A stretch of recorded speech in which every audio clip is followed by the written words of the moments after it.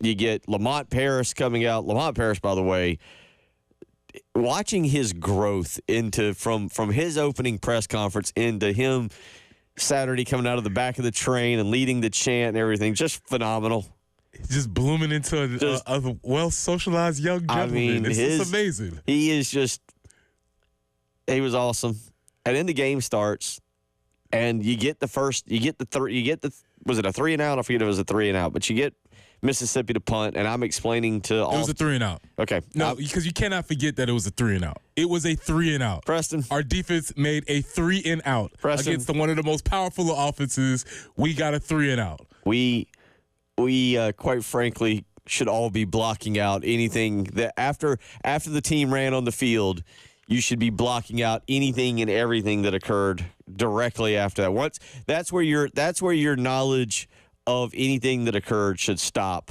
And as I tweeted on Saturday night, I don't know what happened on Saturday in college football outside of Vanderbilt beating Alabama, to which we will get it. That's my only knowledge. And anyway, point being is South Carolina gets a 3-and-out.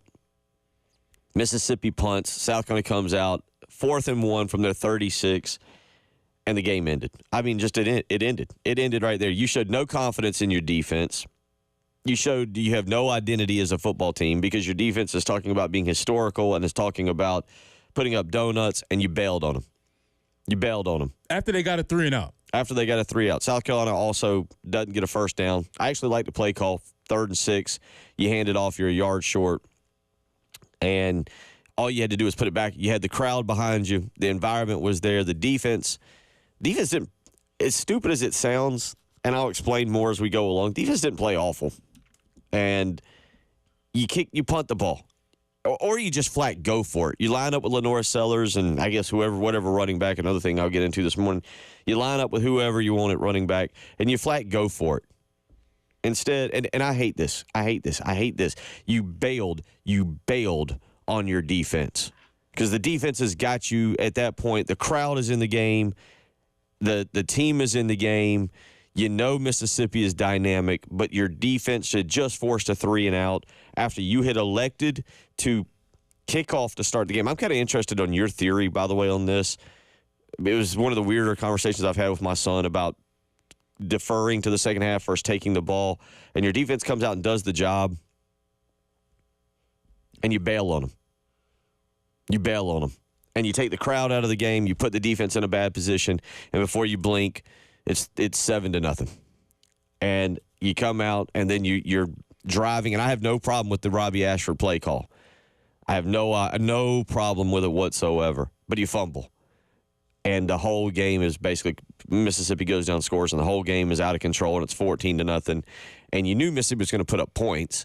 I just didn't think South Carolina could ever rally from 14 down. Yeah, but the thing is, they didn't really put up points. They only scored 24 points, right? So 27 points. So they kind of really didn't, and they didn't score 3 points in the whole second half.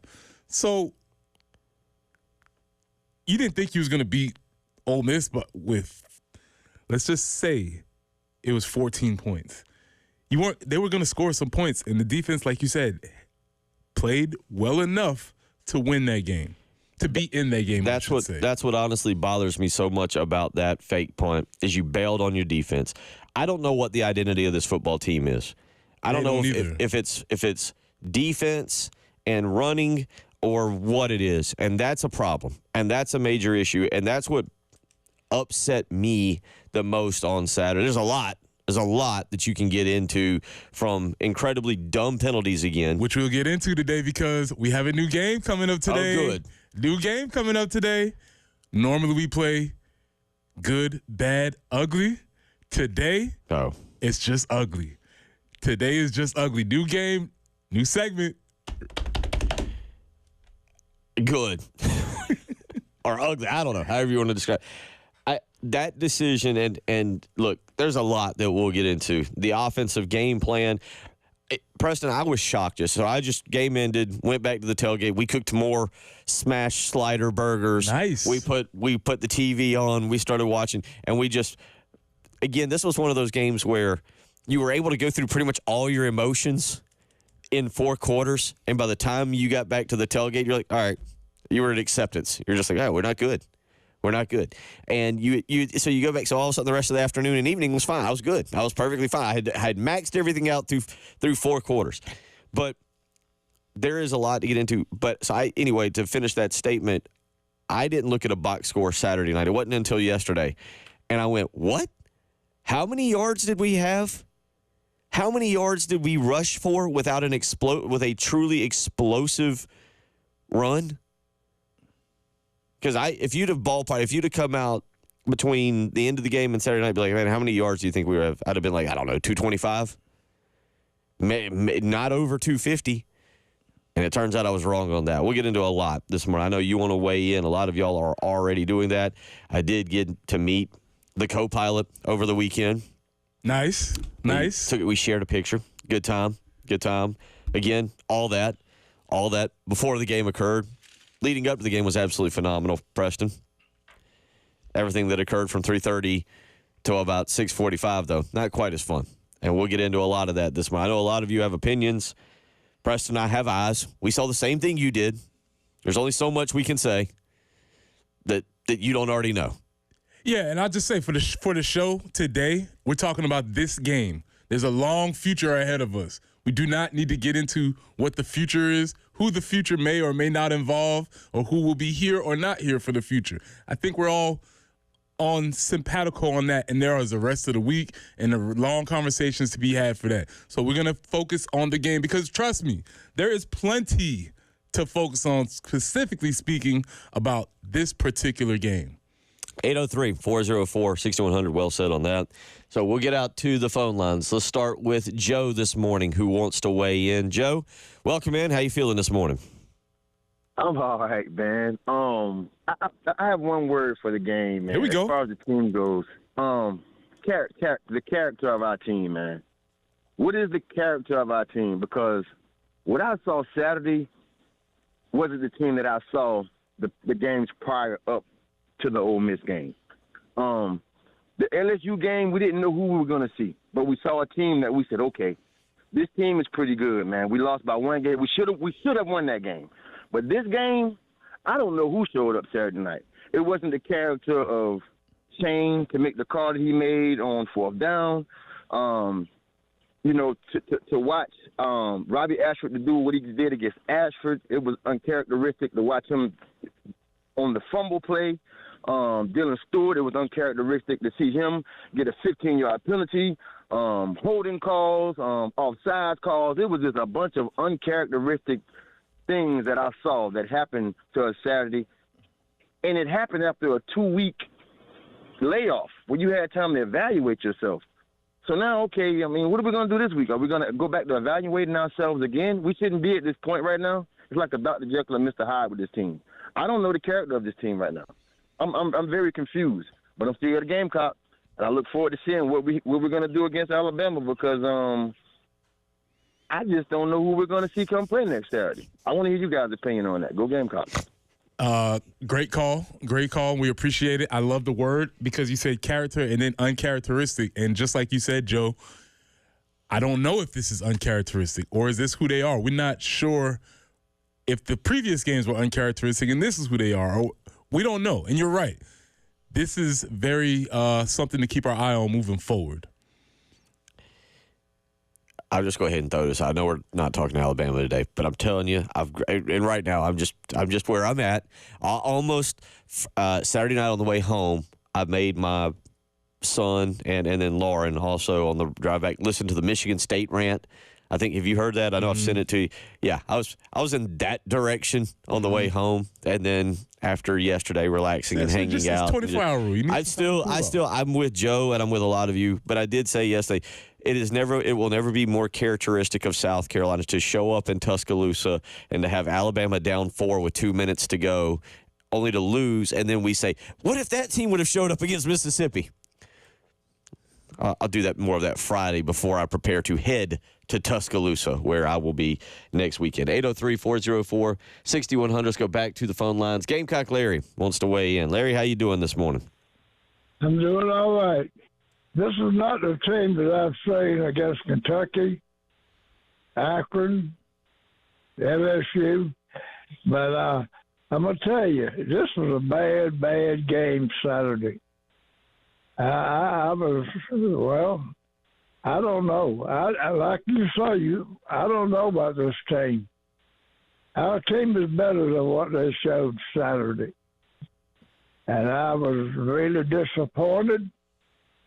And I was going to call in this morning. I was going to rant and rave, this and that, but I'm not going to. I'm looking forward to the remainder of the game, the remainder of the season.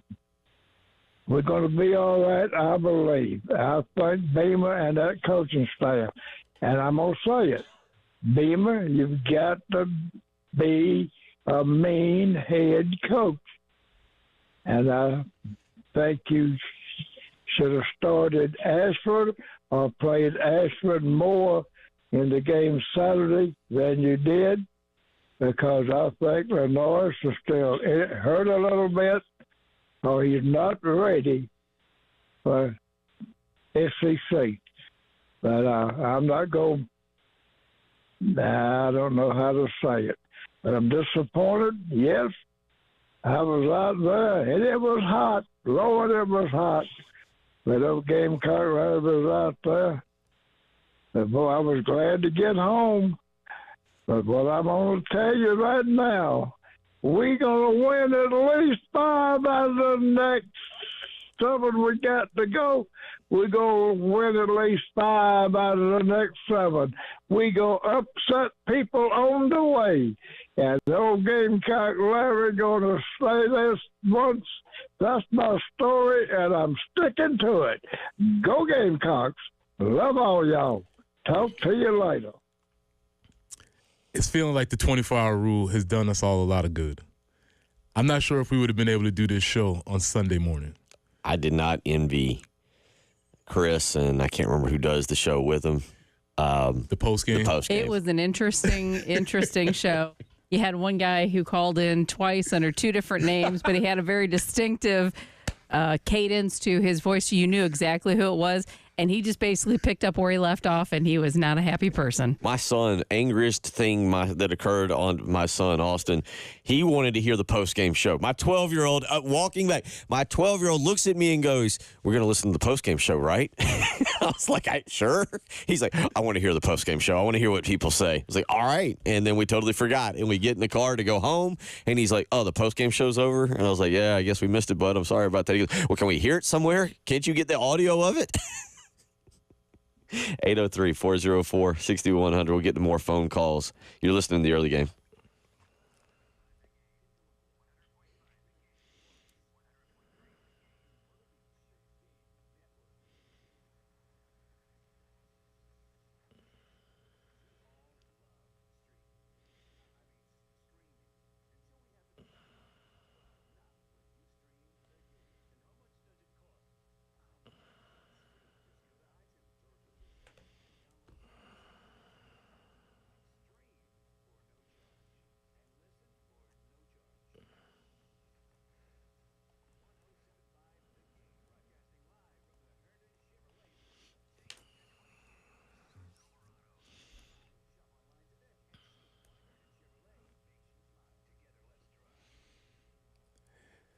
Preston here. Let me tell you about my good friends at Integrated Media. We are entering the time of year where it's best time to enjoy your outdoor setup. It doesn't matter what it is. If you're sitting on the deck, the porch, the patio, wherever it is, this is your time to enjoy your outdoor setup. All the sports are about to be playing. World Series, college football, NFL. So get yourself set up with an outdoor setup with Integrated Media. You can get Sonos outdoor speakers for TV and music. You can get Wi-Fi that works indoors and outdoors. And you can get my personal favorite is to control all your devices from just one remote. So from home theater setup to adjusting your thermostat or monitoring your security systems from your cell phone, Integrated Media is the company that you need to call. Call Nathan and Michael at 803-948-8327. That's 803-948-8327. Or you can reach them online at integratedmediainc.com. That's online at integratedmediainc.com.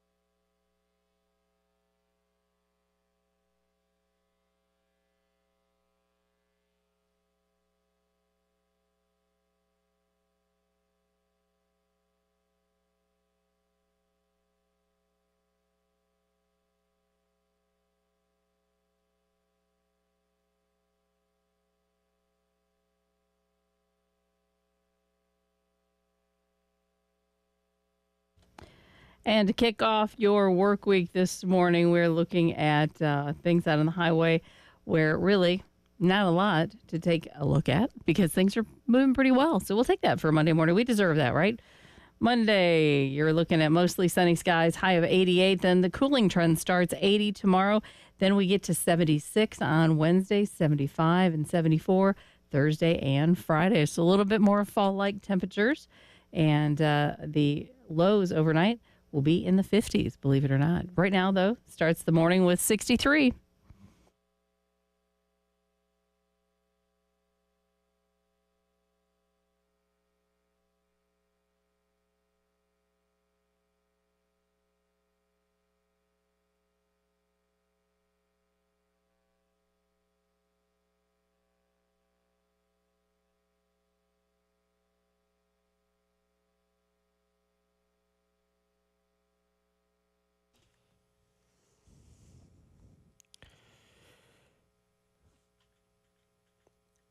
The co-pilot weighs in this morning.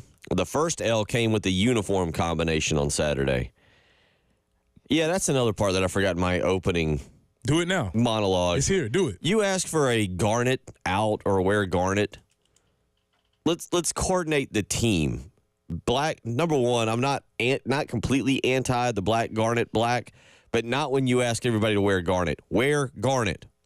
Garnet, if you want to just go garnet helmets, garnet jerseys, white pants, okay, I'm okay with that. If you want to go with the big game garnet jerseys, garnet pants, white helmet, I'm okay with that. Probably the best there would be the all garnet.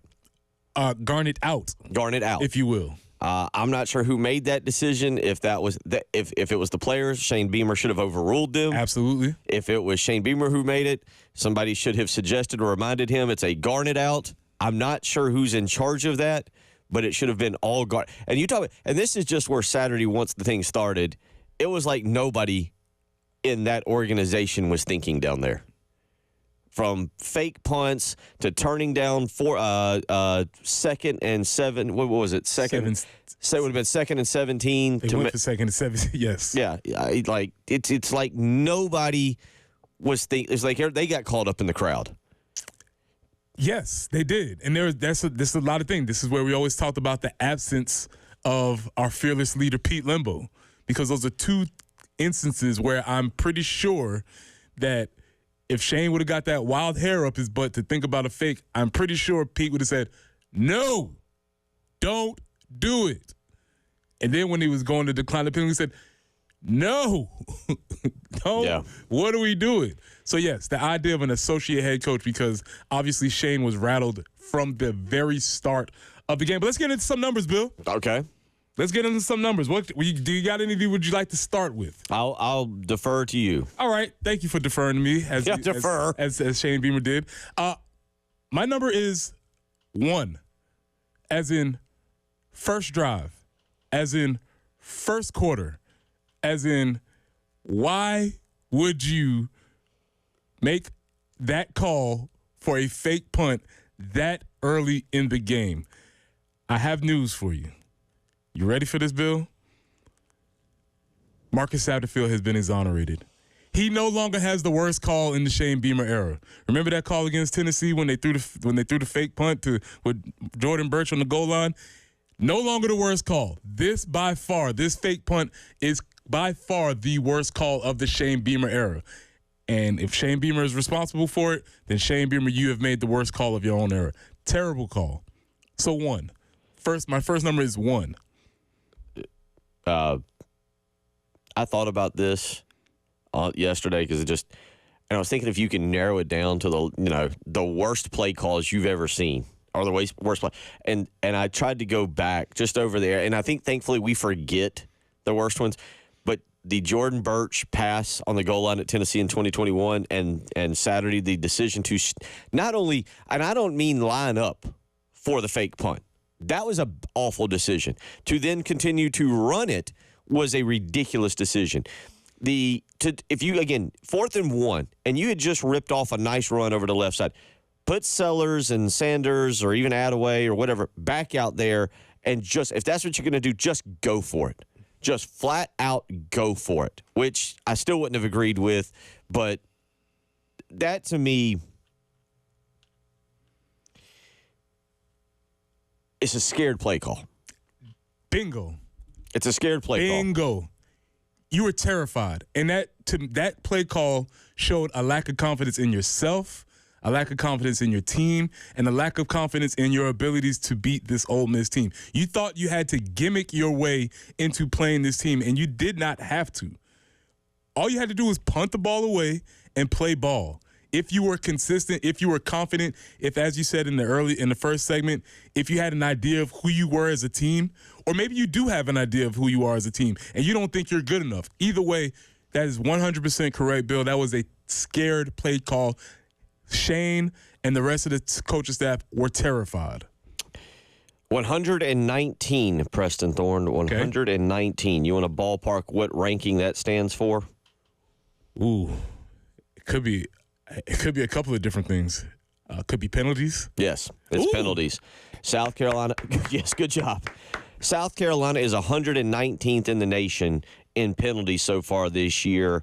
If you're wondering, Nebraska, I'm just reading Power 4 teams. Nebraska is 123rd. They're tied with Texas A&M. Speaking of Marcus.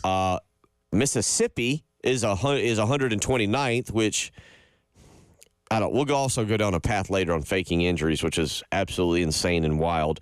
But yes, 119th in the country, Preston. And I mean, again, this is a program right now that not only on Saturday made ridiculously bad decisions in terms of play calling, but in terms of penalties, I mean, Dylan Stewart, son, what are you doing? What are we thinking here? And there was more to than just that. Now, were there a few that seemed ridiculous? As the game kind of went on, yes, but there's a common theme here that this team commits a lot. They're an undisciplined team as a whole too, and that's got to stop. And quite honestly, if we go back, Preston, to 2021, it felt like this happens regularly. You want to guess where South Carolina ranked last year in penalties per game? Trend? What you got? 117th. Okay. So now we have some data points. Okay, so 117th, and where are we now? That was On track. 117th last year. We're on track. This year, this year we're at 119. And the season isn't over. Correct. Right. Well, it's not in total penalties. That would be a very interesting stat to just see total penalties. But yeah, average penalties per game. Gamecocks are averaging 8.2 penalties per game right now. That should not. We should be done with that. Week 2, done. Yeah. We lost a possession because of one of them. I mean, duh. Correct. And these are things that are correctable. These are things that are coachable. These are things that have to be done. And we can't keep saying we're going to get better. We have to coach that better. We have to do better. No, these are very clear things. And I also like to speak about the offensive pass interference. Hey, y'all are obviously coaching this during the week. This is things that you are letting slide during the week. And then when you get called for it during the game, some of them legit, some of them maybe phantom. We can't act surprised. These are obviously things that are being coached up during the week. They're trying to take advantage of running the pick plays, and they're not good at it. Either they're not coaching it up, the players are not executing, whatever it is, but this is happening during the week, and they're not calling it. And so when they get to on Saturdays when it counts, and then all of a sudden at LSU you get a call, which may or may not have been phantom, but there were some real ones. We've had this called over and over again. They are coaching this up. But for the record, so this year was 119th. Last year was 117th. This year 119th right now in penalties. Last year 117th in penalties. And if you go back to 2022, the 2022 season, South Carolina was 105th in penalties per game. So it's a trend. That's a 3-year trend right now. So when you talk about so going back to Joe's point when it says uncharacteristic, no, this is characteristic of who they are. They're an undisciplined football team. 803-404-6100. We'll come back. We'll get to that phone line. See someone on the phone line. We'll get to that. I'll try to get to some of these text messages as well as a lot of you are weighing in. I do want to get some of your opinions. You're listening to the early game.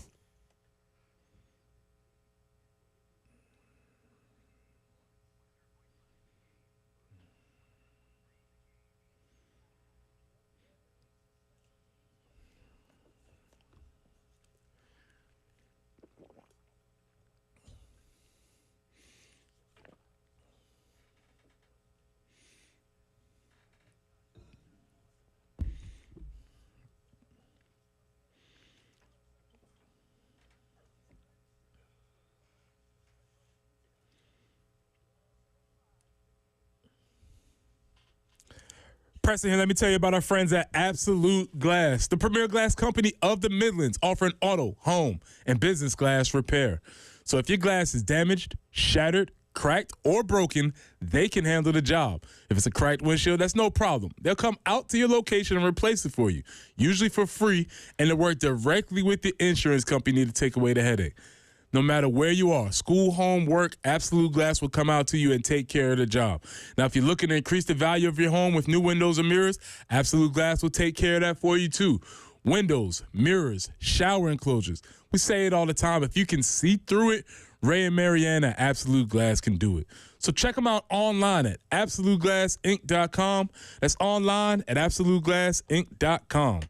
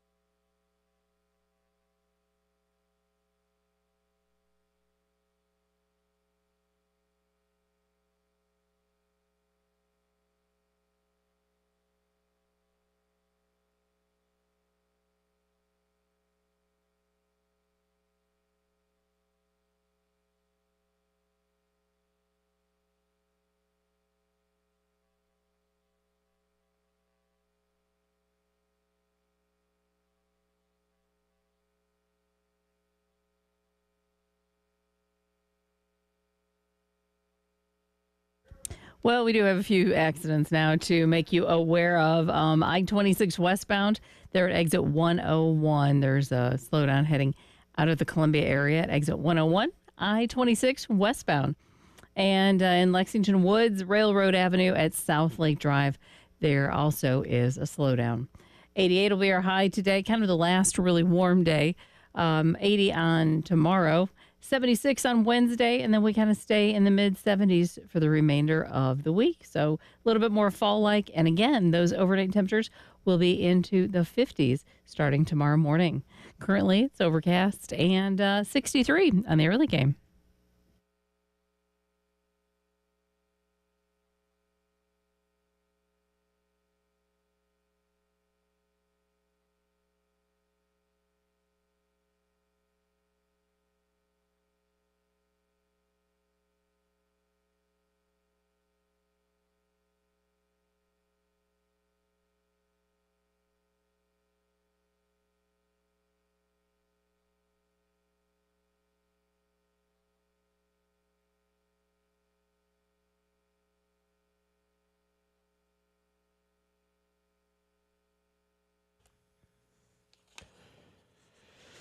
Reminder, there are just a few craft beer cards left. You can go to 1075thegame.com, click on Sweet Deals, and purchase your own craft beer card for just $79. It's 12 different craft beer locations, $30 at each brewery, a $360 value for only $79. Go to 1075thegame.com, click on Sweet Deals today, and purchase your craft beer card. Let's get out to the phone lines. Ray wants to weigh in this morning. Ray, how you doing? What's on your mind? Hey, can you guys hear me? Yeah, gotcha. Okay. Well, first I'll give kudos to the defense. The fact they held them to just 27 points with that offensive display is incredible. Of course, we need discipline on the defense, and I'll just talk about that call that you guys kind of mentioned earlier. We sacked the quarterback at 2nd and 17. How do you take a sack away from that young man? Think about that. That's a horrible call on our part right there. But what I want to get to is on our last offensive coordinator, we were very kind at the beginning, meaning that, well, we got to get a certain sample size. We were 5 games in. Well, we got to get a certain sample size. Well, I go to Dow Loggins. He's had a sample size, and he's just not getting the job done. I don't know what's going to happen. I'm still on the Shane bus or the Shane train, whatever, but I'm really concerned in his inability to hire offensive coordinators. I'm very concerned because as an offensive coordinator, to me, you're in charge of every aspect of that offense. And I know you're talking about how we are like leading the nation, are one of the top schools in being penalized, and it's also about 80 yards a game in penalties. We're also, I think, we're leading the nation in giving up sacks per game. Now, we had 6 sacks and 10 tackles for loss. The offensive line, I mean, it's a weakness. It's a glaring weakness. And if we can't get that taken care of, it's going to be tough. But I do think I am very concerned. I know you said we're not going to worry about the future, but I have to worry about the future. I think this offense is just a total mess. It's erratic, and in football, erratic is never good. So I'm looking for the future, and I think this next hire, this AD, is one of the most important hires we can ever make. But thanks for letting me vent, Beach. Yeah, appreciate the phone call, Ray. There's a lot to take in from that phone call, a lot to take in from everything. Where do you start? I'll follow your lead here. You're the fullback. You're the I'll start with Cornbread Cowboy wants to bring the fullback back, and we're doing that on your show. I'm just going to follow your lead. Let me add on to what Ray said, just to give some statistical advice about the play calling of the game. In that game, based on Pro Football Focus, there was only one pass attempted 20-plus yards downfield. Yeah. Only one. Yeah. Attempted. Yeah. Not completed. Right. No. It'd be bad if there was only one completed. There was only one attempted throughout the game. And so when you talk about game plan, Shane said that their game plan is to take some shots. Well, they didn't. They did not at any point in the game. Well, that was one of the questions. Were the throws called? Was it something that Sellers wasn't seeing? Were more play calls made for him to be throwing, but nobody was open? Could he just not get things quick enough? Because all it of seems the like above. He doesn't react. All of the above. It's probably a combination of all. But to add on to that, even in the intermediate 10 to 20 yard, there was still only 7 passes attempted. So I don't know what's being called versus what's attempted, but it's not happening. It's like they don't have confidence. And again, as Ray just said, the offensive coordinator is responsible for that. And because you know what else? The offensive coordinator is the quarterback's coach. So he's coaching this throughout the week. So he has his hands directly on not only the play calling, but the results of that position. Look, this is what I take away from it. And this is my opinion. It's not Preston's. It's not Jen's. It's not anybody here. Thank you, Bill. At 107.5 The Game. He doesn't know how to run this offense. It's that simple. He, as in Dow Loggins has no idea. Okay. And it's not. I know his history, and I'm not going to go down that path. But Preston, you and I even talked a little bit about this last week about understanding how to utilize. Lenore Sellers is nothing like Spencer Rattler. He's nothing like Jay Cutler. He's nothing like Ryan Fitzpatrick. He is not the same quarterback. And you and I talked about this a little bit last week about him having to learn play calls in certain situations to take advantage of the abilities because, again, Lenore Sellers is not the passer that Spencer Rattler is. He can't sit back there even when he has time. We'll get to the offensive line later or some point this week. They need their own. That's a whole other 3-hour show. But he doesn't know how to run this offense.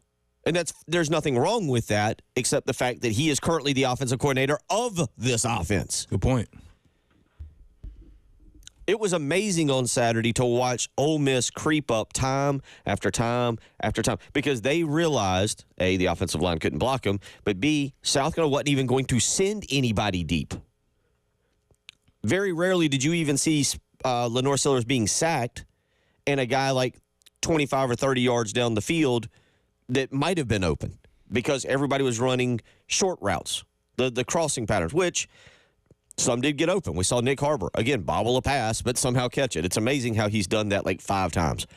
Jared Brown is wide open in another huge play in what could only describe Saturday in the most fitting Gamecock way ever to catch a pass on 3rd and 14, have 30 yards of green grass in front of him. By the way, bad pass. It was a bad pass, which threw him off balance. Regains his balance only to fall down 4 yards short with 20 more yards still wide open in front of him. The old turf monster got him. And look, again, I think Dow Loggins is a great guy. I enjoy hearing from him. It's like asking me to go out and coach the defensive line. I've never done it. I have no idea what I'm doing. It's a bad fit. It is a bad fit. Yeah, I mean those are the results right now. I mean you can slice it any way you want, but this is not happening. Because I'm sorry. I just go ahead. Yes, I'm now getting cranked up. This is what we wanted. It took me 40 minutes, but now I'm here. Like this is not a bad offense. You will not convince me any other way that this is a non-talented offense. There is talent on that. There are good receivers on that offense. I really think Mike Furry is doing a better and better job. And I think you're going to have to weed out some guys. And hopefully, by the way, Lex Cyrus visited Penn State on Saturday. Ooh. James Franklin was at his game on Friday night, and he visited Penn State on Saturday. No. Oh, no. This is not an offense that has no talent where the excuse is, wait till he gets his guys in there. He's just going to get his guys in it. No, this offense has talent. They have some playmakers. Vandrevius Jacobs made another really impressive catch on Saturday. We're going to forget about it, and we're not going to talk about it because it's completely irrelevant, but this offense has talent. And that game plan, and Eddie weighs in and says, yeah, their game plan is like the motto of y'all's show. I don't know. Very good text, Eddie. I agree with it. Thank you, Eddie. Yeah, you get the program also. I just, you can't convince me that this offense is so bad that this is the result you get. By the way, they had 313 yards of offense. Yeah, but this is why that's a good point. But this is also why yards is kind of doesn't matter. It's a nothing burger as a statistic because we usually think about 300 yards being a solid day of offense, but you can't convince anybody's actual eyes who watch that offense. If you would have asked me, I would have said, yeah, less than 200. That's my point. Like, 313 is not good. I'm not trying to convince anybody out there. Yeah, but that's a solid productive day. It's trust me, because if you didn't look, I'd have 225. I don't know, right at 200. 313. And on top of that, they ran the football what we would deem effectively. They outrushed Mississippi. Both teams. Mississippi had 41 carries for 140 yards. South Carolina had 43 for 151. Without an explosive play. We got another break. We're gonna try and get everything in here. There's a lot to decipher. Get ready. I forgot coffee, so I had to go buy Dunkin' Donuts this morning. So I'm all sugared up and getting ready to go. You're listening to Preston Thorne, Bill Gunner, Jen Jensen. It's the early game.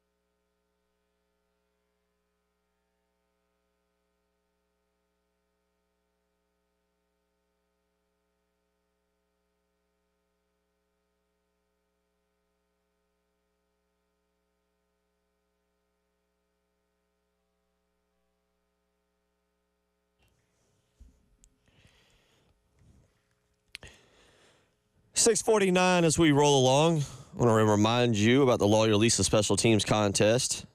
South Carolina scores a special teams touchdown. Somebody will pocket now $600. So if you're not already registered, go to 1075thegame.com and get registered. South Carolina just needs to score a special teams touchdown. Preferably not on a fake punt. We'll get to that. We'll get to that a little bit more. But, special teams contest back, sponsored by Lawyer Lisa. Again, go over to 1075thegame.com, get registered. Pot currently is at $600. Let me try to go back here. A lot of you are texting in, and I apologize. And let's get to some of this because I know maybe you're busy this morning getting people ready to go to work or go to school and you don't have time to call in. But let's see. Brian from Winston-Salem says, very disappointed in our coaching staff. Worst coaching from Beamer since he has been our coach. Offense looked pedestrian and lost. We have zero threats at wide receiver. The season needs to be focused on replacing the line this offseason. This offseason, I think is what he means, needs to be focused on replacing the line coach and, frankly, the wide receiver coach. I disagree with Brian on that one. And I disagree on the wide receiver. If you don't give them chances, we just talked about that, one pass, one attempt, one singular pass, not one completion, one pass further than 20 yards. I like Mike Furrey. I think he's going to be – I think he could end up being the best hire of Shane Beamer's staff as a whole. I think you hold on to him. He's recruiting very well. Again, South Carolina lands Jordan Gidron over the weekend, who reclassifies, much like Donovan Murph did. He'll be part of the 2025 class. Malik Clark, who had decommitted from Florida State, commits over the weekend. Another four-star tight end out of Newberry. I'll go back, and I believe it was Jared House is his name, tight end, committed over the weekend. But no, I like Mike Furrey, but I do agree on everything else this morning. Trying to keep the text short. I don't want to read paragraphs this morning, but Brent weighs in. Can't spot a good team, 14 points, have silly penalties. Again, is what they weighed in. Danny weighs in. We are extremely talented, in my opinion. Coaching staff is undisciplined, and our offensive play calls lack creativity. I feel terrible for the defensive players. And one more text here. Texter says, we spanked Kentucky. Kentucky beat Ole Miss. Maybe we're drinking our own Kool-Aid and we were underestimating how good Ole Miss really is on both sides of the ball. Add in players being called up in the whole Juice Wells drama, and it was a recipe for disaster. Yeah, I don't know. I can't go there on that because the players were immediately taken out of the game in the first quarter when the head coach made a decision based on panic and fear as opposed to being aggressive. And if you watch the game, you didn't see much drama on the field between Juice Wells and the players. There was regular. There was a couple things with Nick Eamon-Worry where they would, a regular play where they'd be around each other, and as they were walking back, there was some jawing, some casual conversation, but not that wasn't the thing that took them out of the game. You got ugly. Yeah, normally during losses, during games, we can go with good, better, best. Those are on the good games. This was not that. So sometimes we go with good, bad, and the ugly. Well, there was not much good. There was a lot of bad, but mostly I want to focus on the ugly. And we had to bring this here, Jen, for today's segment of Ugly. Can we get our cheerleaders, please, ma'am?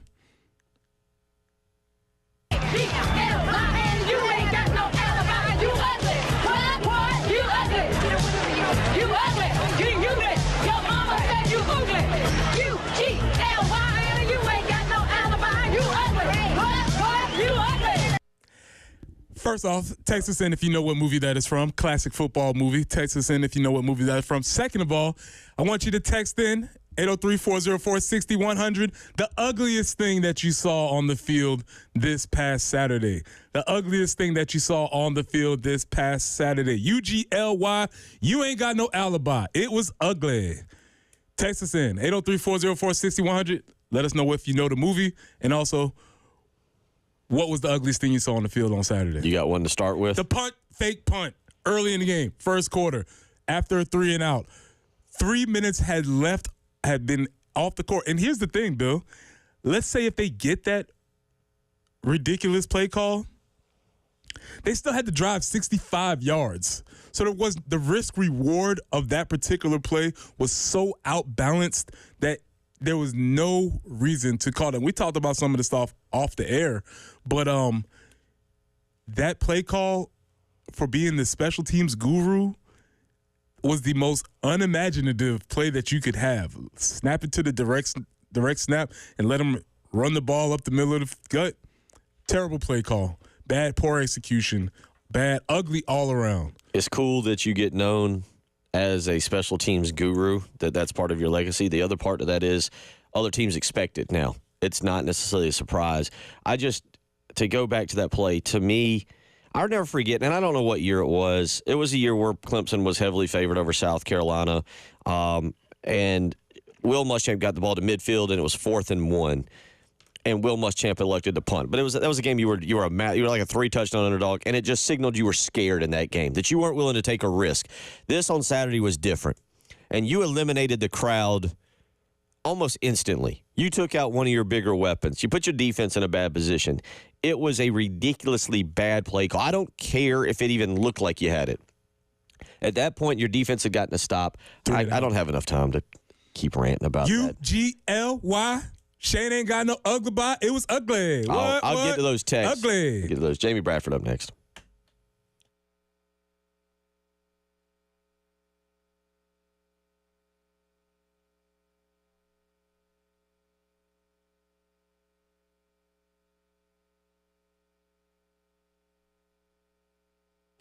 Bill Gunner for Love Chevrolet, I-26 in Harbison, between Lowe's and Frankie's Fun Park, where on Saturday you might have wanted to drive away from Williams-Brice Stadium very quickly. You might have wanted to get as far away as you could. And if you had a vehicle from Love Chevrolet, you'd have had no problems, because at Love Chevrolet, with their 14 acres of vehicles, you're guaranteed to find the car, truck, SUV, or that sports car that would have moved quickly out of Williams-Brice Stadium's area. You would have found what you were looking for. Not only that, you would have gotten the absolute lowest price guaranteed, because at Love Chevrolet, with their $1,000 low price guarantee, you can shop other dealerships, take it back to the folks at Love Chevrolet, and they will top it, or they'll write you a check for $1,000. Hadn't happened yet, won't happen anytime soon. So not just the best prices, not just the best selection and the largest selection of vehicles. Love Chevrolet has the absolute best sales staff, friendly, knowledgeable. And not only that, they love working for Love Chevrolet, which means they're going to make sure you find what you want. Go visit Love Chevrolet today, and together, let's drive.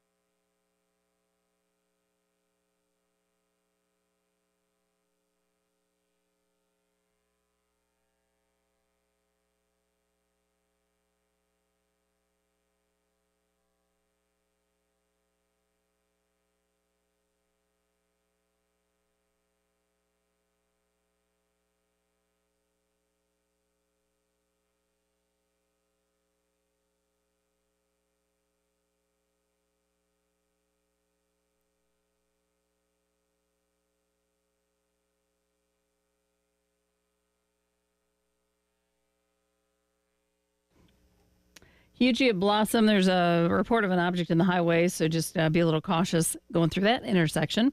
I-26 westbound at exit 101, an accident reported. Also in Lexington, Railroad Avenue at South Lake Drive, and Broad River Road at I-26. So do be careful this morning. It's going to be a warm one today, 88 for the high. Then we drop to 80 tomorrow. By Wednesday, we're looking at 76 and really anywhere between 74 and 76 Wednesday through Friday. And the overnight lows might be jacket weather first thing in the morning because we'll have our overnight lows in the mid to upper 50s. Right now, 63 on the early game.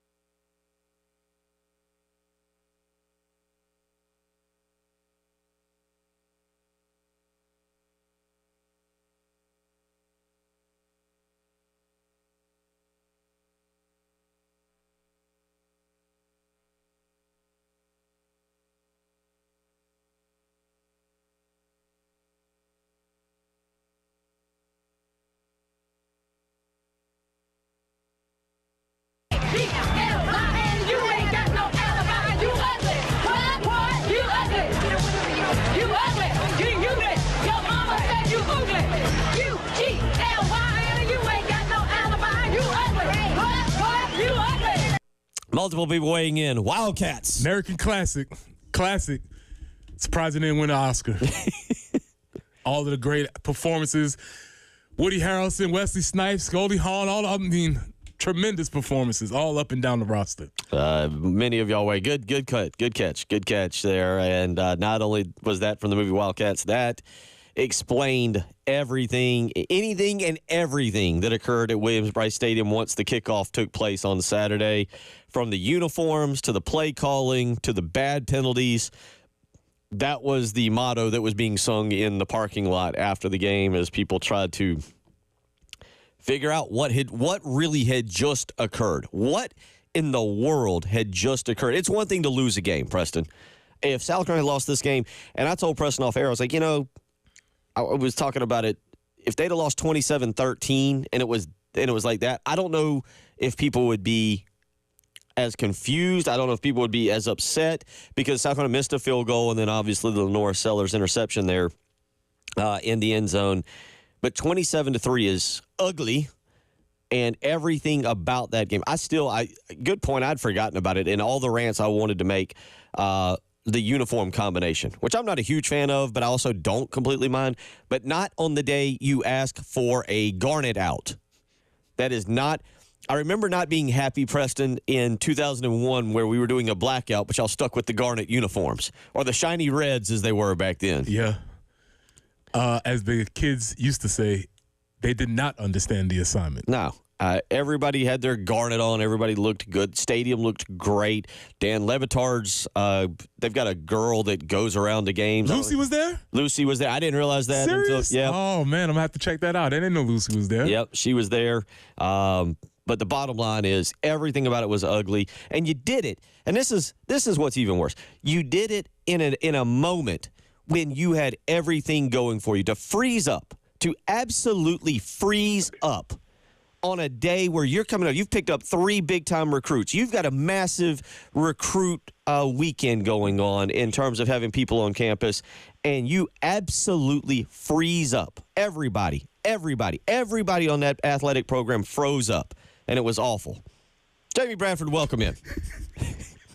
Good morning. Good morning, gentlemen. How's everything going? Well, I forgot I didn't buy coffee yesterday, so I had to stop at Dunkin' Donuts. I'm wired right now, and every feeling and emotion that I had after the game on Saturday afternoon, where I had to ask Jen, Preston, and Terry, what are the words we're not allowed to say on radio again?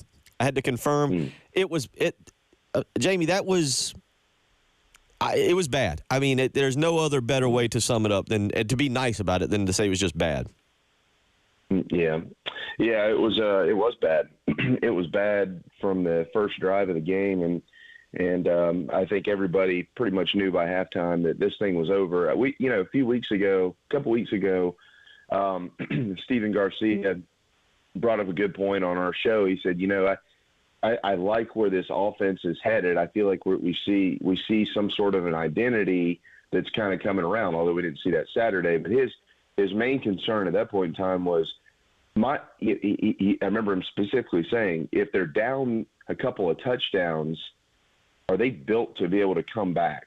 And that we just don't know. He at that point in time thought, they probably got a ways to go when it comes to that, just based on how this offense kind of has constructed itself so far.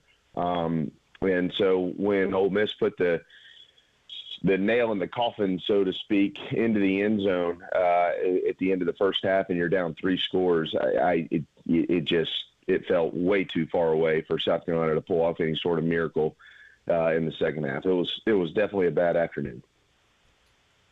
Let's start where we've started this morning, which it felt like early on was such a body blow, not just to the football team, but to the fan base included. A crowd that was into the game, that was fired up. To go for the fake punt on the second possession, Jamie, to me, that is a scared play call. Your defense, I don't know what, and it led us down this path. I'm going to try and get everything in and then let you respond.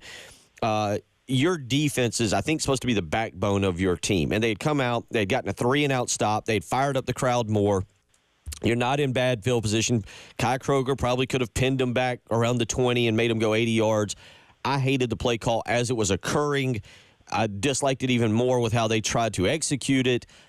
Look, if you wanted to go for it, if you wanted to truly go for it, you leave Sellers out there, you leave Sanders out there, or you go with Attaway, whatever, and you flat out go for it. You don't try to outsmart the other team who knew it was coming, who played for it, and then it just sucked the life out of the crowd. It really took the air out of the stadium. I don't know if you were there or not, to really feel the vibe of the stadium when that occurred.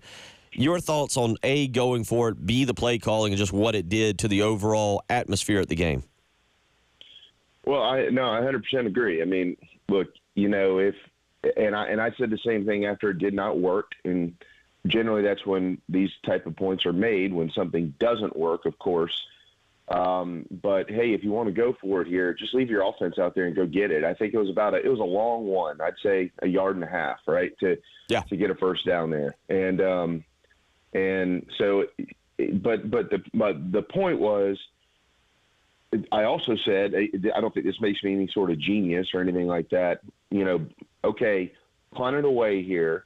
That's all right. You're going to get them back inside their own 20-yard line, and you've got your defense to go out there and do what they do. Maybe this will be one of those times where they force a big play and Carolina can get a cheap score or something. Who knows? But at least you flip the field.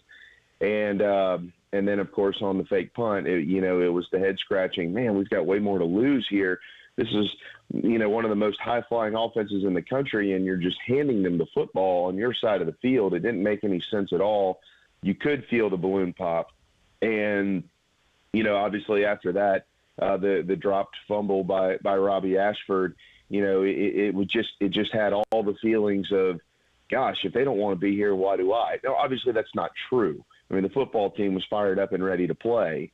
It's not like they just didn't want to be out there for one of the biggest games of the year. Of course they did. That's a false, lazy narrative. But when you see those type of things happen and you feel like you're just gifting the game away before you ever really get a chance to get things going, it really makes you scratch your head and question a lot of stuff. I mean, frustrating is the word. It's not like Ole Miss was like, man, they are clicking. There's nothing you can do about it. It's like, how many times are you going to keep beating yourself? I mean, that was the thing I think that really drove people to drink, I guess, if you will. Is it Carolina history, or is it just tradition look, this isn't a Shane Beamer thing. Outside of Steve Spurrier, it feels like this is a South Carolina to basically shoot yourself in the foot right off the get-go. Like I've seen because it feels like in this situation, you've got a crowd that is into the game. You've got an atmosphere. I was actually watching, for whatever reason, the Mississippi fans during the South Carolina intro with the train and with the fireworks and everything going on, which, again, kudos to Ray Tanner. Chance Miller should be a part of this, even though he's at Coastal now.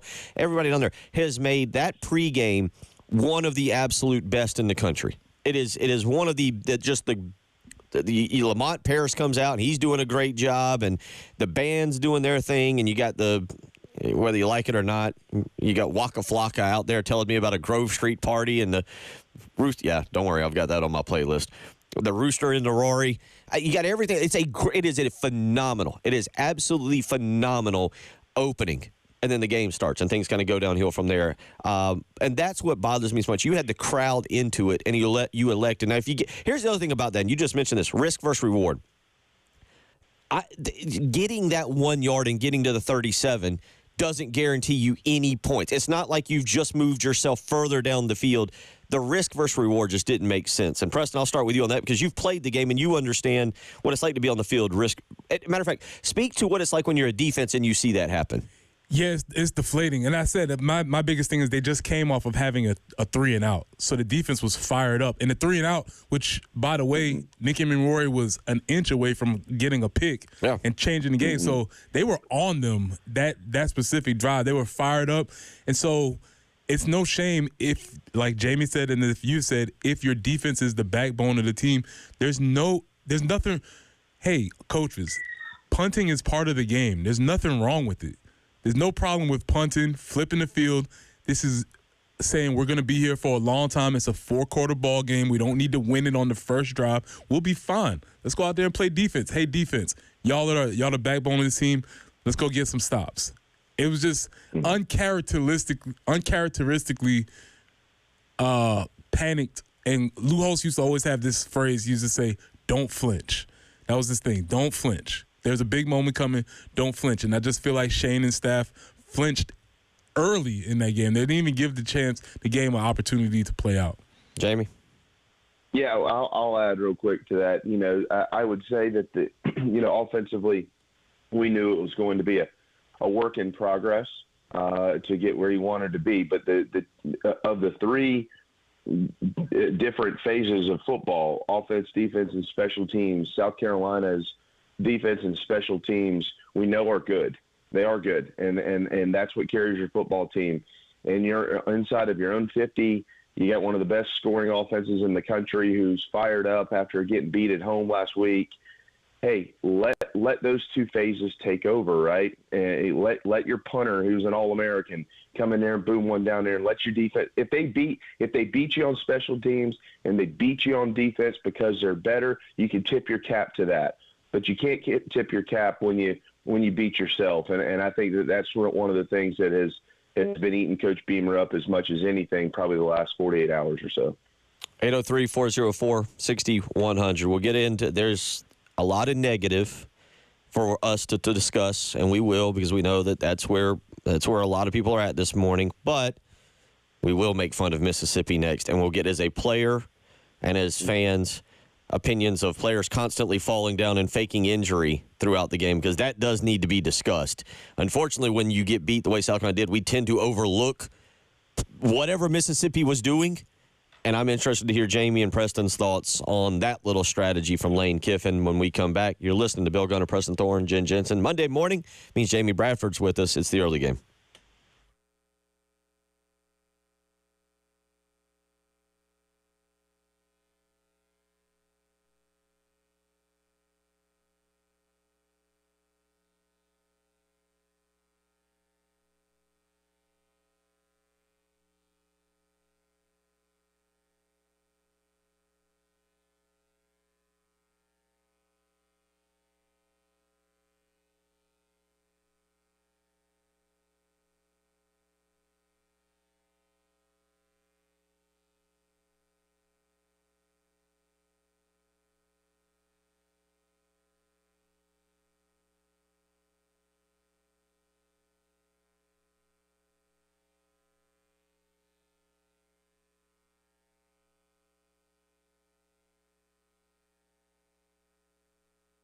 Bill Gunner for the Mortgage Guru, Jacob Crowder with First Palmetto Bank. Look, I can attest to Jacob being the mortgage guru because not too long ago, just a few years ago, he helped find a great interest rate for me and the family for that condo out on Lake Murray. And let me tell you, I was happy with the way the paperwork was handled, with the way the process moved, the professionalism. And right now, Jacob Crowder, the mortgage guru and First Palmetto Bank, they can help you. If you're thinking about moving to Richland County, now this is important, Richland County, they have what's called the Community Reinvestment product for Blythewood, Northeast, Southeast, and the I-20 corridor. Right now, you can get a 4.99% interest with a 5.075 APR on a 30-year fixed mortgage. You heard that right. For more information, call the mortgage guru, Jacob Crowder, today. 803-719-1005. First Palmetto Bank, locally owned and operated right here in the Midlands. Call today, the mortgage guru, 803-719-1005. Tell them Bill Gunner sent you.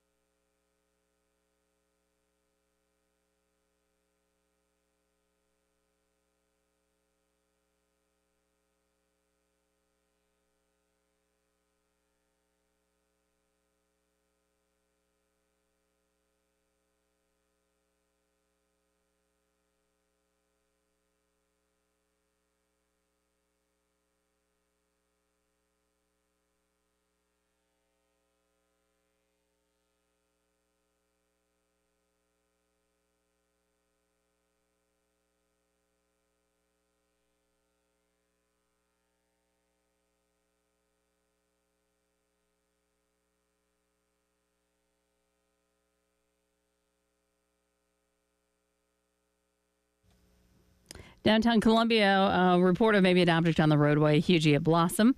An accident I-20 westbound at Clemson Road. Also I-26 westbound at exit 101 heading out of Columbia. In Lexington, we have a report of an accident, Railroad Avenue at South Lake Drive and Broad River Road at I-26. 88 will be our high today. Then we cool down a bit, 80 for Tuesday. 76 on Wednesday, and we stay kind of in that vicinity through Friday. But let me tell you, it's going to be, overnight lows are going to be in the 50s by Wednesday morning, 58, overnight low 51 on Thursday, 48 to get up on Friday.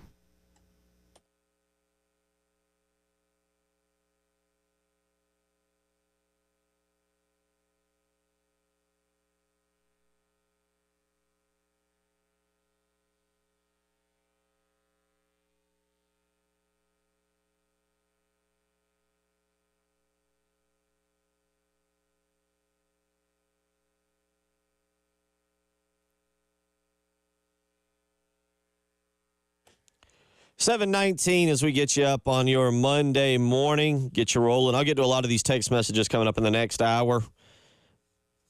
A lot to get to. We don't want to just exclude some of your thoughts and feelings.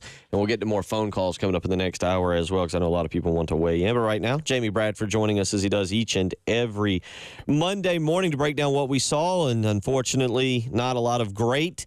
But one of the real and I think this gets lost right now in how South Carolina played. Understandably so, Jamie and Preston. But, you know, coming into this game, there had been a lot of talk about Mississippi faking injuries to slow things down or to do whatever they were going to do. And I got to admit, oh, my goodness. Like, you hear, it's one of those things, man, you hear about how big that guy is or you hear about how fast that guy is. Then you watch it in person, you're like, yeah, he really is that big. He really is that good. Yeah, Mississippi really knows how to fake an injury, Preston Thorne. Like, that was absurd. But, hey, I guess it works. Yeah, I have a lot of thoughts on this, but the main thing is that it's for cowards, man. Football is a violent game, but there's an understanding amongst the people that are playing that there's some honor here. And if somebody is actually hurt, we honor that. But if you're not hurt, then you continue to play.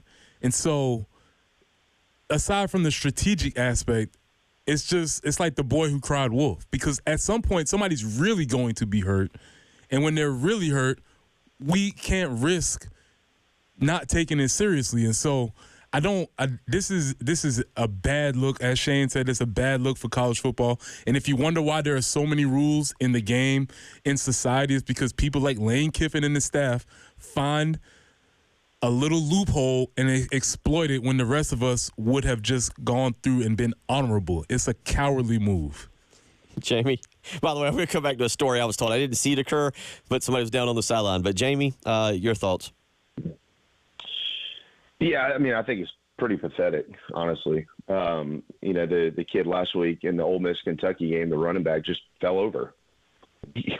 I mean, you know, at some point in time, you know, you can't – college football's got to figure out what to do about this. I don't know what the answer is or the response. You know, if a kid is hurt, you certainly want to undersell that in any way, shape, or form.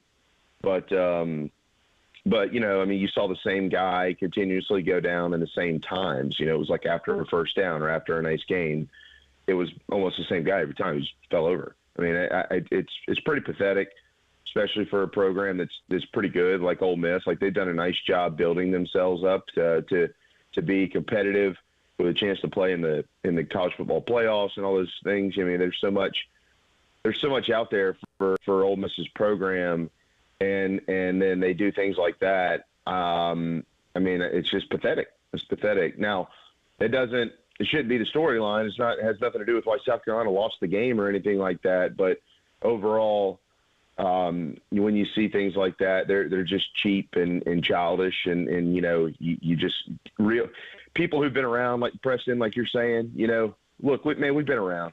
We've been around, you know, stuff like this. There's no room in the game for it. Get rid of that crap.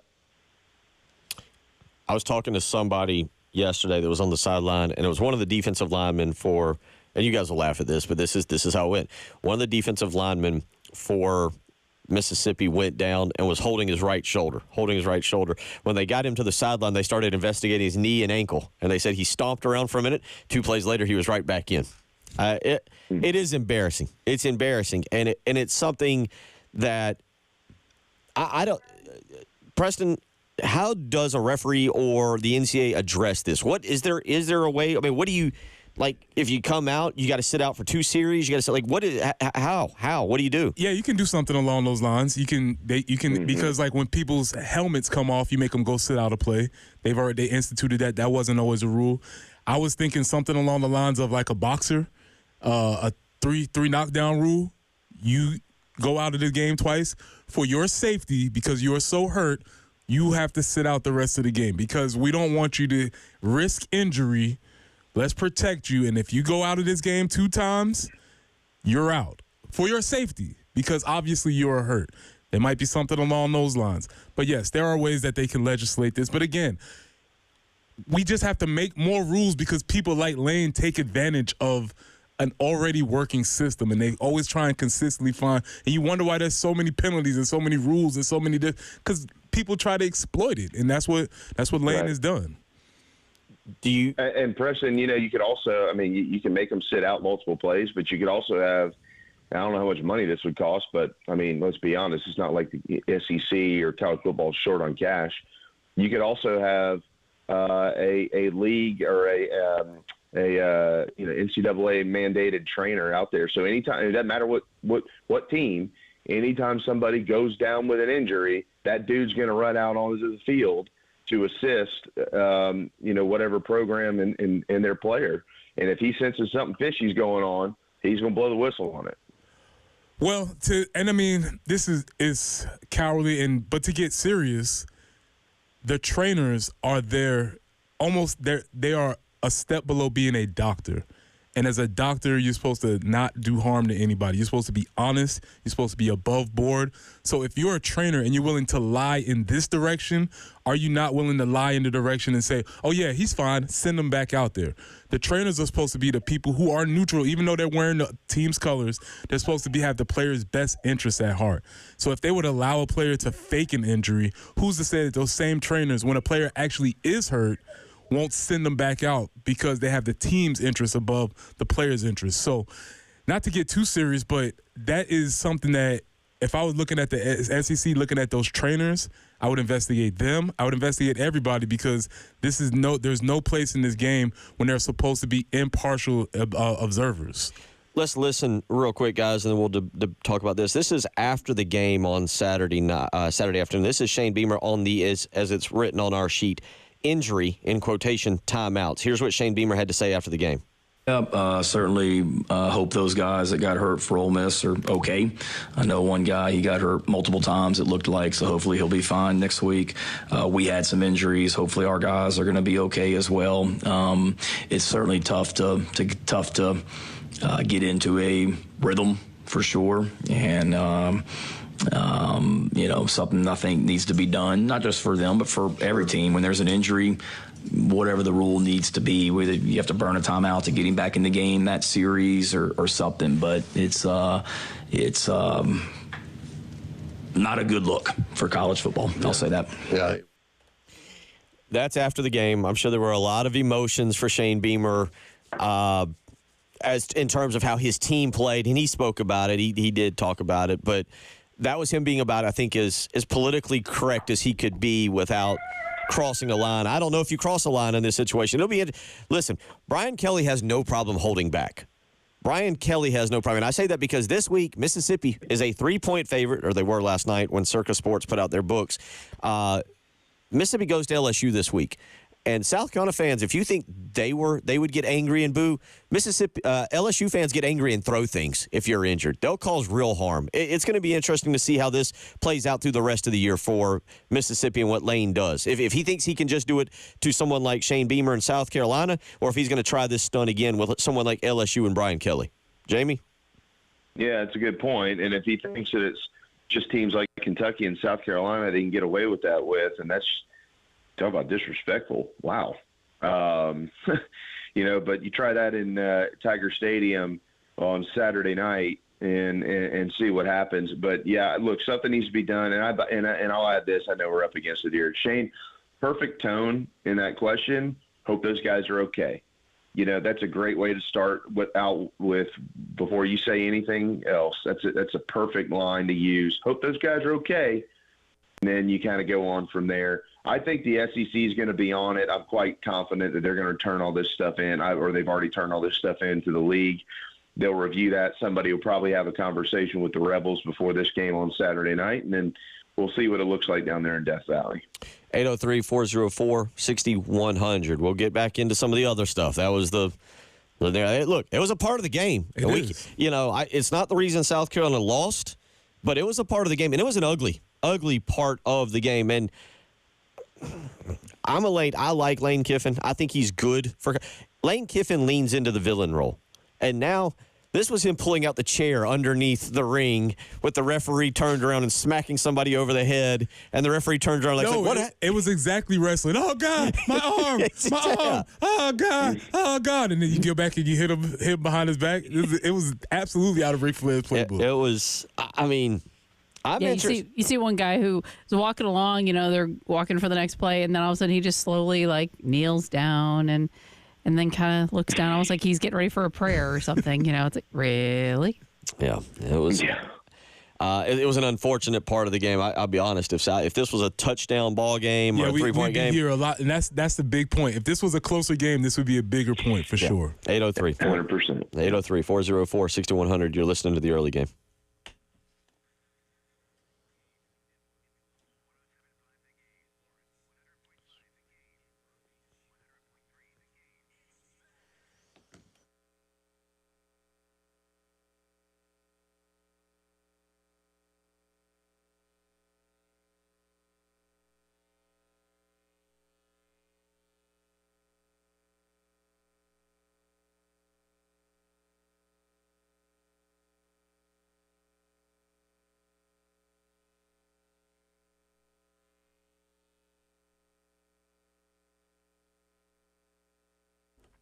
Bill Gunner for Love Chevrolet, I-26 in Harbison, between Lowe's and Frankie's Fun Park, where that time of the year is coming up, where you got to think about your own Christmas present. Let's be honest. The kids, they're not thinking about you. They're thinking about what Santa's going to bring them.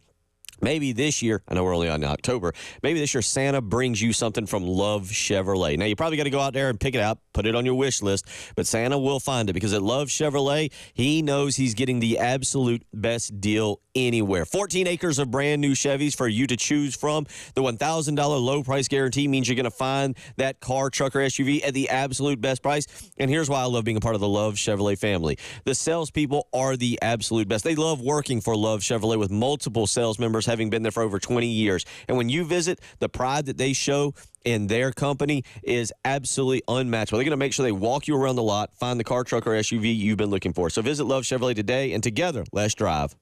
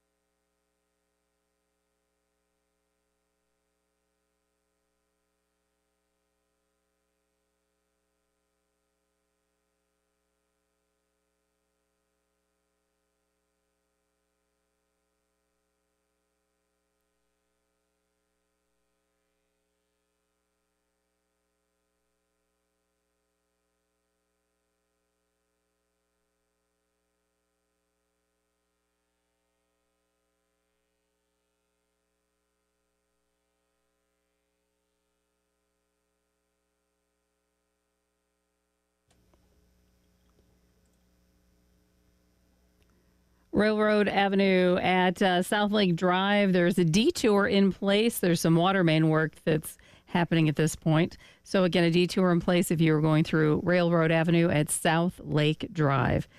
I-20 westbound at Clemson Road, an accident there. Hugie at Blossom. I-26 westbound at exit 101 and Broad River Road at I-26. Going to be the warmest day of the week today, 88 for the high, 80 tomorrow. Overnight lows Tuesday and Wednesday will be in the upper 50s. By Thursday, we hit 75 for a high, but our overnight low of 51, 48 Friday morning. So going to be getting into some morning jacket weather. 63 right now.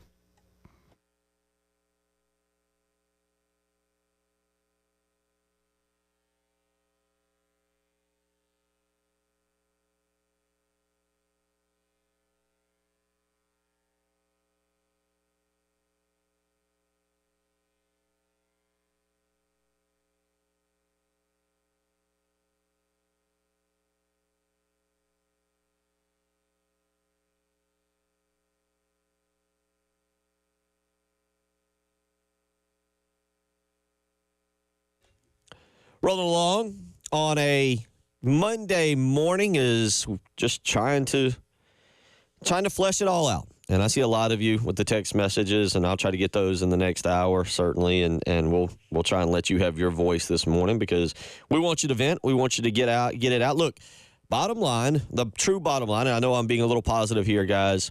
Let's try and have a positive segment. And we can do a lot of negative things. Trust me, there is a lot of negative from Saturday, and we're not going to try and convince you that Saturday was any type of success or anything positive in any way, shape, or form. But let's look for maybe a silver lining here to kind of get through this, and then in the next hour we'll try and get to some of y'all's takes and thoughts.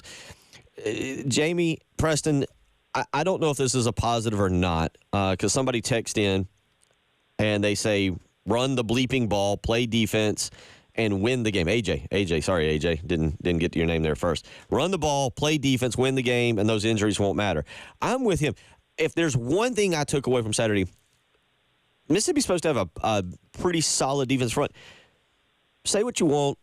43 carries for 151 yards is not an awful day running the ball, and that is one thing I hope they can take away. And again, try and create a identity, which they don't have right now. Play defense and run the ball. And Preston, I'll start with you.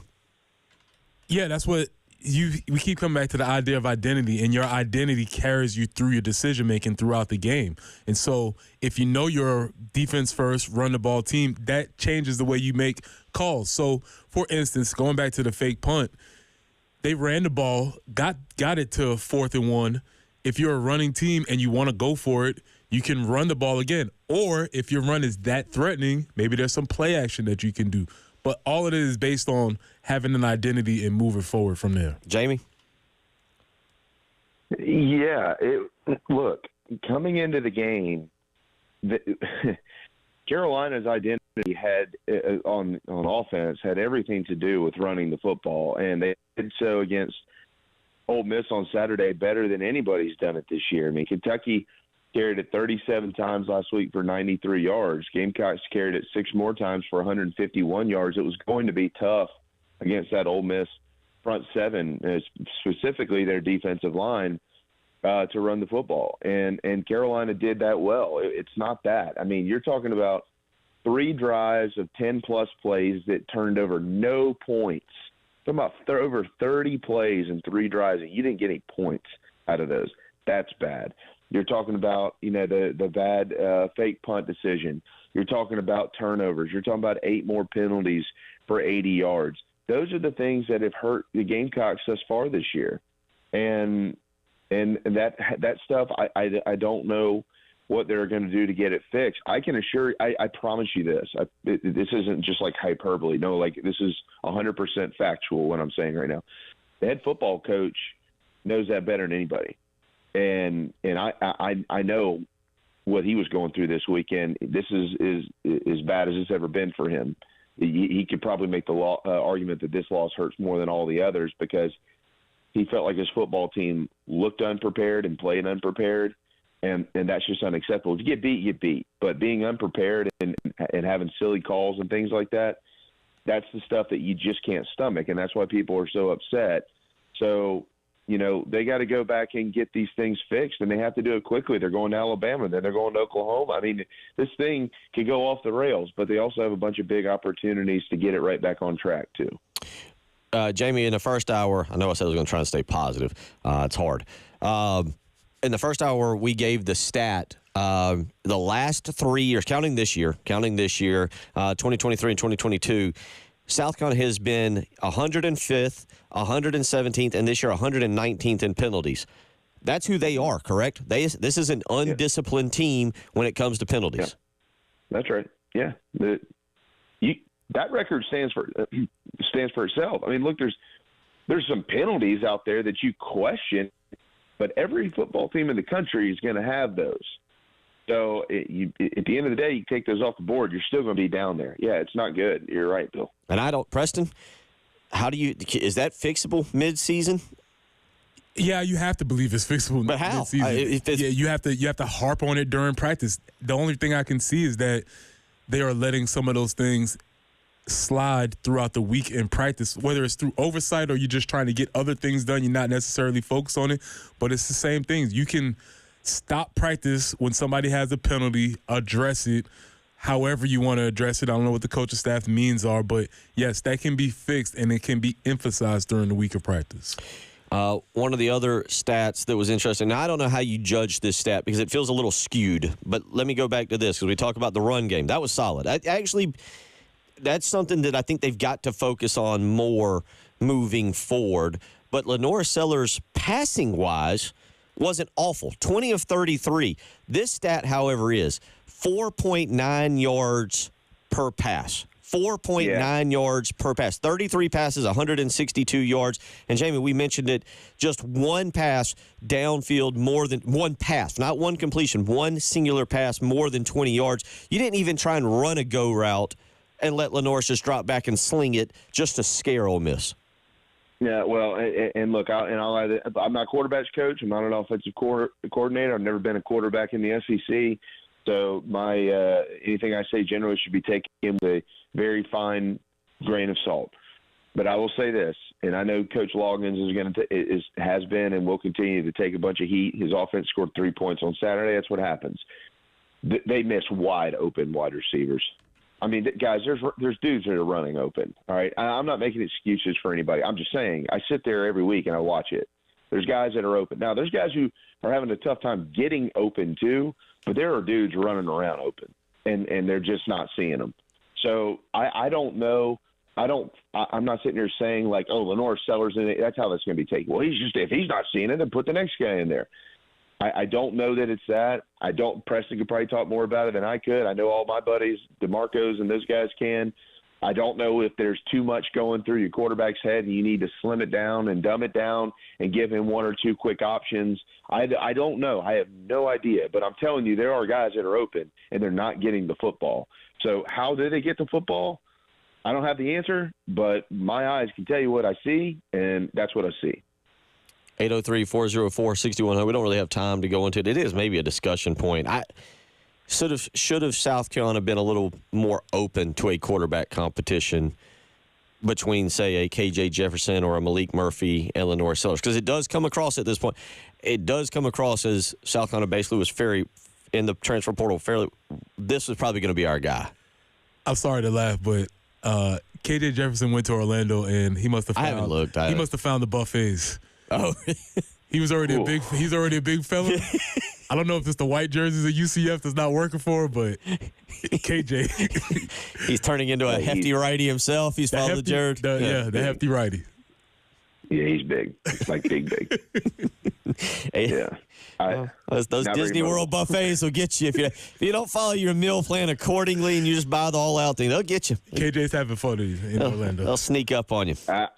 Look, I'm going to defend them on that. I don't think KJ Jefferson was going to be the answer at South Carolina. I know what you're saying. You're just referencing the name, but, he was just a name that was mentioned. He was a name that was mentioned. Yeah, I would happily, to be honest with you, be more on the side of Robbie Ashford than him. I mean, he's had a nice career. Don't get me wrong. He's been in college football since 2019, right? Dude's like 38 years old. Him and Demetrius Knight could be talking AARP together. We got to hit a break real quick, Jamie. We'll hit a break, come back and wrap things up. Okay. You're listening to the early game.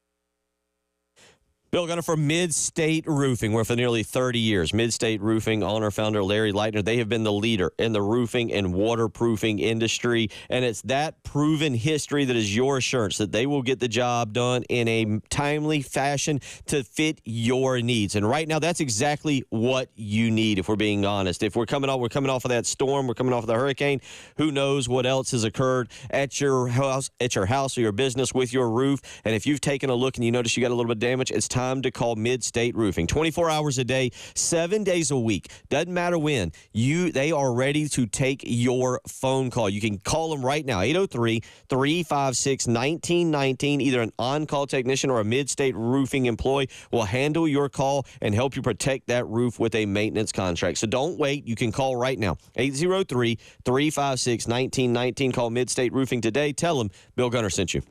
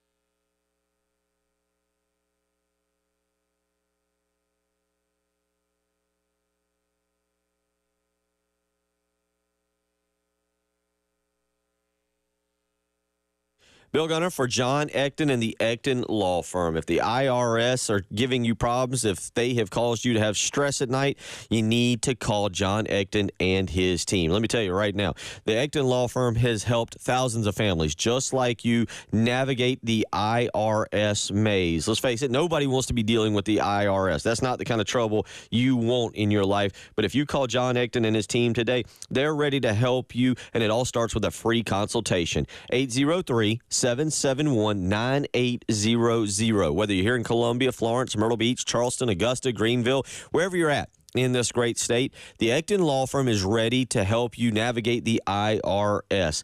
But time is limited, so call today for a free consultation. 803-771-9800. They will have a team dedicated to resolving your income or business tax issues for good. Call the Ecton Law Firm today. Tell them Bill Gunner sent you.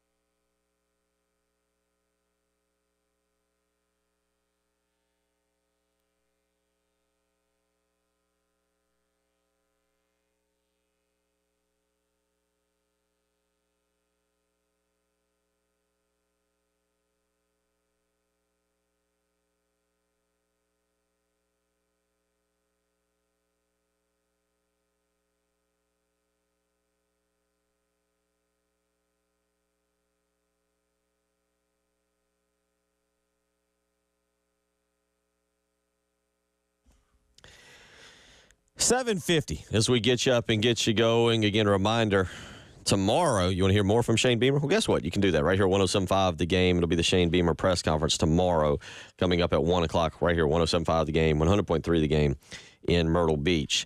I don't know. Jamie, you're on, so I want to do this with you. Preston, you and I might have to get to more of the national look around. 5 of the top 11 go down this weekend. Alabama, stunning. Tennessee, stunning. Not real sure about Michigan, if you count that stunning. I stayed up late and watched Minnesota and P.J. Fleck pull that one off at home against Southern Cal. Just a wild weekend. Jamie, and by the way, the other one, in Missouri, that was the one. Missouri is number 9, I think. Missouri gets their doors blown off by Texas A&M. Didn't see that coming at all. Your just overall big picture take on the weekend that was of college. A wild weekend, Jamie Bradford. Was not stunned by what happened in Fayetteville. Thought that game would be close. Arkansas had beaten Tennessee 4 of the last 5 times down there.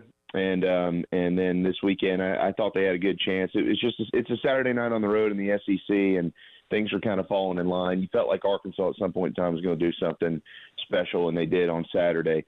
Now Vanderbilt, if there's a soul on earth that tries to tell you they saw that coming, yeah, stay away from that cat, because you can't. That is a total lie. That was crazy. That was wild.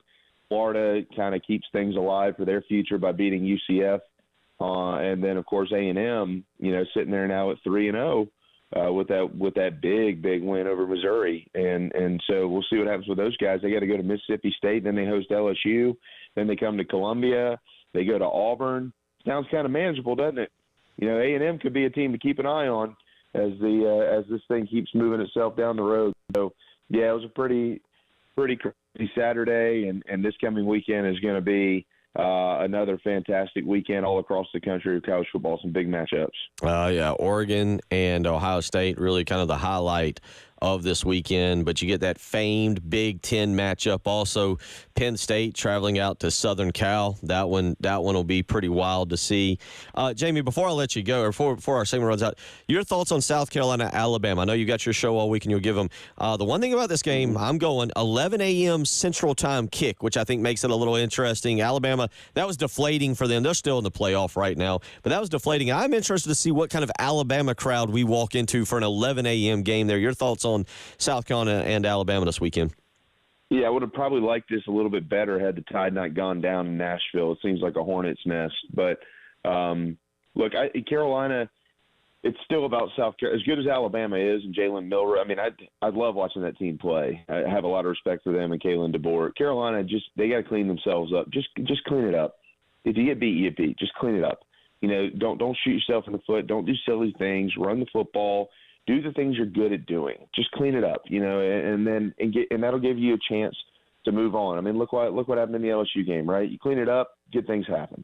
And so I think if they can go down there and play a fairly clean game of football and maybe force a turnover to try to win that battle, get out there on the edge and run it around a little bit and give yourself a chance. You never know what can happen. But they also need to be a little bit more aggressive. And you're going to have to start taking some chances. You're going to have to start taking some chances offensively. You're not going to be able to methodically get your way down the field for 75, 80 yards at a time. Like, you're going to have to take some chances here or there, and hopefully they'll try to do that down in T-Town.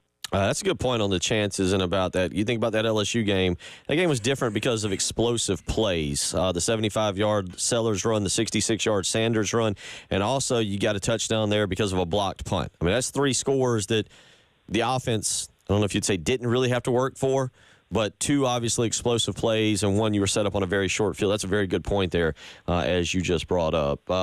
Jamie, we always appreciate it, man. I know there's a lot going on. We're now full-fledged, almost halfway through the season with 5 games in the books, and it's been an interesting year, but we appreciate you each and every Monday stopping by to join us. Absolutely, man. Y'all have a great week, and hopefully next week we've got a big upset to talk about. Hopefully. Yeah, I'll try and bring one back, Jamie. I'll be there. Be Be careful down there at the Houndstooth. Now, don't do anything silly. Taking the kids. It's going to be a All right. very so, always appreciate it. Appreciate you, Jamie. Thanks, man. See you. 803-404-6100. I see the text messages. If you want to call in this hour, we'd love to hear from you. We'll get back to talking about this game in particular and that big picture look around college football.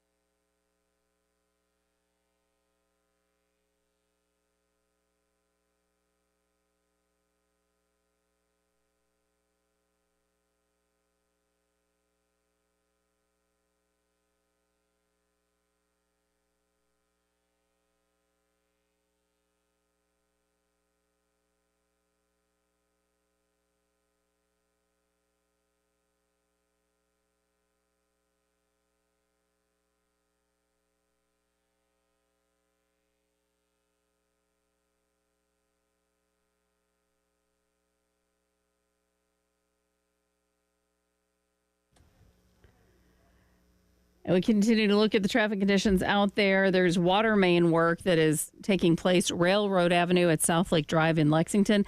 They do have a detour in place. So if you need to go that route, may need to allow a few extra minutes. Again, that's Railroad Avenue at South Lake Drive. Also, we got an accident, 12th Street Extension at Old Wire Road. And at Hugie at Blossom in downtown Columbia. They have a report of an accident there. 88 for the high today. Then the temperatures pull back a little bit. 80 tomorrow. Overnight low of 57. Then Wednesday, 76. Overnight low of 58. Thursday and Friday, going to be really kind of chilly mornings. Lows around 51 and 48.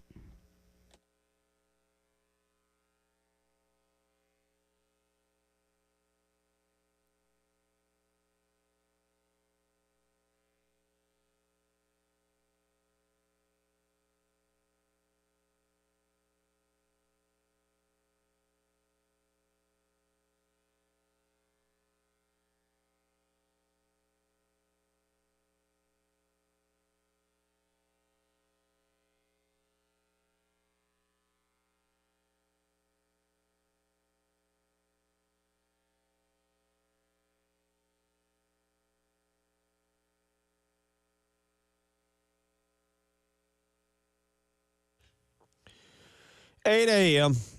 A whole nother hour. Maybe I enjoy the pain, but I don't mind shows like this. It's kind of entertaining.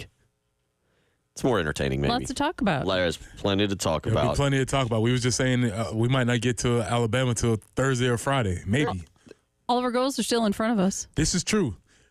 We have a few more goals now. They've been saying all year that there will be a two-loss team in the playoff. Let me tell you who it's not going to be. If you were wondering, and I did yesterday, it depends on how much stock you put in Kyle Bonaguru and Mark Schlabach with ESPN. South Carolina still projected to a bowl game, the Gasparilla Bowl. I looked. It's a Friday night, December 20th. I'm already trying to think ahead to my Christmas plans. And for those of you that are worried that I've worked 31 straight business days, if you will, I was trying to factor in my days off. So I was like, well, December 20th, that means we could a lot of days off after leading up. Why are you looking at me like that? People are concerned that you've worked 31 business days straight? Well, yeah, probably because of all the texts that I got, that y'all got, that wondered if I just get, like, how many days I take off. And, they're like, oh, Gunner probably about to fall apart. Okay. Yeah, no, okay. not in that manner. But, okay. But I did look ahead. Unfortunately, it appears Vegas Bowl might be a bit of a stretch now. Drats. Hang in there. A trip to Tampa for the Gasparilla Bowl. One of them had us playing Boston College. One of us had them playing Georgia Tech in the Gasparilla Bowl on December 20th. So bowl eligibility still out there. I know a lot of people, after what they saw from Vanderbilt over the weekend, is probably thinking now like, oh, can't beat Vanderbilt and Diego Pavia. By the way, do we even have that? We don't. The Diego Pavia. Look, that's a great story. If you haven't heard the Diego Pavia postgame speech, have either of you heard this? Yeah, we can't play it in the 8 o'clock or the 12 o'clock. Well, I'm just... Yeah, that's man, pretty, come on. Vanderbilt wins, and you want to be that dude that is hard to pull for all of a sudden? Yeah, it was great. I mean, it was great. It was awesome. It was amazing. Pavia is something else, man. We talk about villains in college football. Lane Kiffin is villain number one. It's hard to be a villain at Vanderbilt. Diego Pavia wins a few more. He is. If you did, I'll just repeat the part I heard where he talks about how the Lord put a vision in his head when he was young, and he's just living out the vision of the Lord right now and following through. And I was just like, really? This is where we're going? Also, curiosity. You think Vanderbilt had already dissected how exactly to break down that goalpost? Like, because they're that smart. Yeah, they were. As they saw this coming, they're all there. They got a construction sheet up there, and they got the different angles, the ways to. Apparently, it was 3 miles. I just know it's not a great walk, but it's 3 miles from Vanderbilt Stadium down to the Cumberland River is what I read, and that goalpost went 3 miles. And then into the river. They deserve it, man. I hope it's on everybody's Snapchat, IG reels. They live it up. This is you. Live it up, You really man. should be taking. You got Thorns, Buds, and Roses coming up in the next segment. You should be taking a victory lap here for this because you've been on the Clark Lee bandwagon for 2 years now. It's my guy, man. I mean, he's boring as the day is long. He beat my guy. Your guy took down. My guy beat Bill's guy. Yeah, and our proxy coaches beat each other. I mean, listen, it was 2 years ago when I watched Vandy play, and they were not very good. And the team just kept playing. I think they snuck a win over Florida at the end of the season or something like that. And I was just like, man, there's something there. And they got into the transfer portal, got a dynamic guy quarterback, and they're doing some things. I still don't think they're great, but hey, man, they went out there and played well enough to win. Text was in Diego. You can't thank God and then cuss in the same paragraph. Listen, man, God forgives. 803-404-6100. Let's get out to the phone lines. People I know want to weigh in this morning. Let's start with William. William, how you doing? What's on your mind? Hey, how y'all doing this morning? Good. Couple of quick things I'd kind of like y'all's opinion on. When we hired Shane Beamer, we knew he was a first-year head coach coming in here. And, I don't know really how to grade the offensive coordinator hires that he's had, other than really a D+ or a F. I mean, I haven't been impressed with Dow Loggins at all. I don't really care for this offense that we're trying to run. I don't think a pro-style offense is the offense to run here at South Carolina. You know, if you're not going to have a big-name head coach to pull in top talent recruits like Alabama and Georgia, you know, then you're going to have offensive and defensive coordinators that can really help carry you through the season and be able to scheme up things to help you win. Another thing is, you know, I wouldn't really be upset if we tried Robbie Ashford out at quarterback, just to be honest with you, because it seems like Lenore Sellers doesn't have that field vision. He doesn't see the field. You know, he looks at one person. If he's not open, he's trying to run it, and it just looks it's horrible. I don't see us beating Alabama. I don't see us beating Oklahoma. I mean, I don't even know if we're going to go to a bowl game this year. I don't really see it. I mean, the defense has carried this team, and, you know, I think our defense is pretty good, but if the offense can't score any points and the defense on the field the whole time, I mean, you get what you see what happened Saturday. And another thing is, what do y'all think the fans are with Shane Beamer and Dow Loggins right now, and where do y'all think the hot seat is? I mean, do y'all see a new AD coming in here and saying, okay, let's keep you, or, you know, it's time to show results? And I'll hang up, and thanks for taking my call. Well, let me go to your last point. Barring something wild, Shane Beamer will get next year because of what you just said about the new AD. The new AD is not going to be hired or at least take over until probably the spring, late spring at the earliest, April, May, I think is more along the timeline. And what I mean by that, Ray Tanner or whomever is not going to make that hire. So Shane Beamer will be here next year, and he should. Look, again, we do have 7 games to go, and barring the bottom falling out. But even then, it's not going to be Ray Tanner making that call on and out. No coach would want to come work for a school who doesn't know who their athletic director is going to be. I mean, that's just the bottom line in that, no matter what the amount of money is. Look at what just happened. Was it at Mississippi last year where they hired Manny Diaz, and I think there was a AD change there. A new guy came and said, "Nah, it ain't working." You're right. It was. I don't know if it was Mississippi. It happened Mississippi State. It happened somewhere. So Shane Beamer is going to be here. Now, with that being said, I don't know what Shane Beamer thinks about the future of his offense or how. Again, as I said earlier in the program, Preston. No offense to Dow Loggins, I don't think he knows how to run an offense with a quarterback like this that's probably still run first, pass second. Yeah, well, we keep saying, and Will, you made a lot of great points there, but one of the things they keep carrying is this idea of his pro-style offense. But I watch NFL football on Sunday. This offense resembles nothing that I see on Sunday. Look at Jaden Daniels and Lamar Jackson. There are ways that you can incorporate these things into the game, and we don't see these things. It feels like this offense is a mishmash of different concepts that everybody's trying to get in, and we've all watched it with our same eyes, and I still can't figure out what we are attempting to do. What is the ultimate goal or the scheme or what the system is around it? It feels very grab baggy as a staff, and it just doesn't feel like it's coherent in play calling. No, I'm with you. It's not. You're right. We don't know the identity. We don't know. Are they a zone read? I mean, you're right. It's like they have the wheel of misfortune over there and they just spin it. I thought about bringing that over here to the mic. I thought about this on Saturday night and just every once in a while spinning it and being like, here's the play call. That's how it feels. That's how it feels. And so the answer on Dow Loggins, I don't know. South Carolina fans, look, we watched the greatest to ever do it. Say what you want. We got spoiled. We watched the greatest to ever do it in Steve Spurrier. And since then, Kurt Roper. I didn't think Brian McClendon was all that bad, by the way. I mean, McClendon would be number 2 so far if I'm ranking these guys I'm going through. But Kurt Roper, McClendon, Mike Bobo, who I think would have been good. I think Mike Bobo would have been a good fit with Shane Beamer, but that for reasons didn't work out. Marcus Satterfield. And now Dow Loggins. Gamecock fans, you deserve a breather. You deserve a breather with offensive coordinator. I got it. 803-404-6100. Let's go out to Drew, who wants to weigh in. Drew, how you doing this morning? What's on your mind?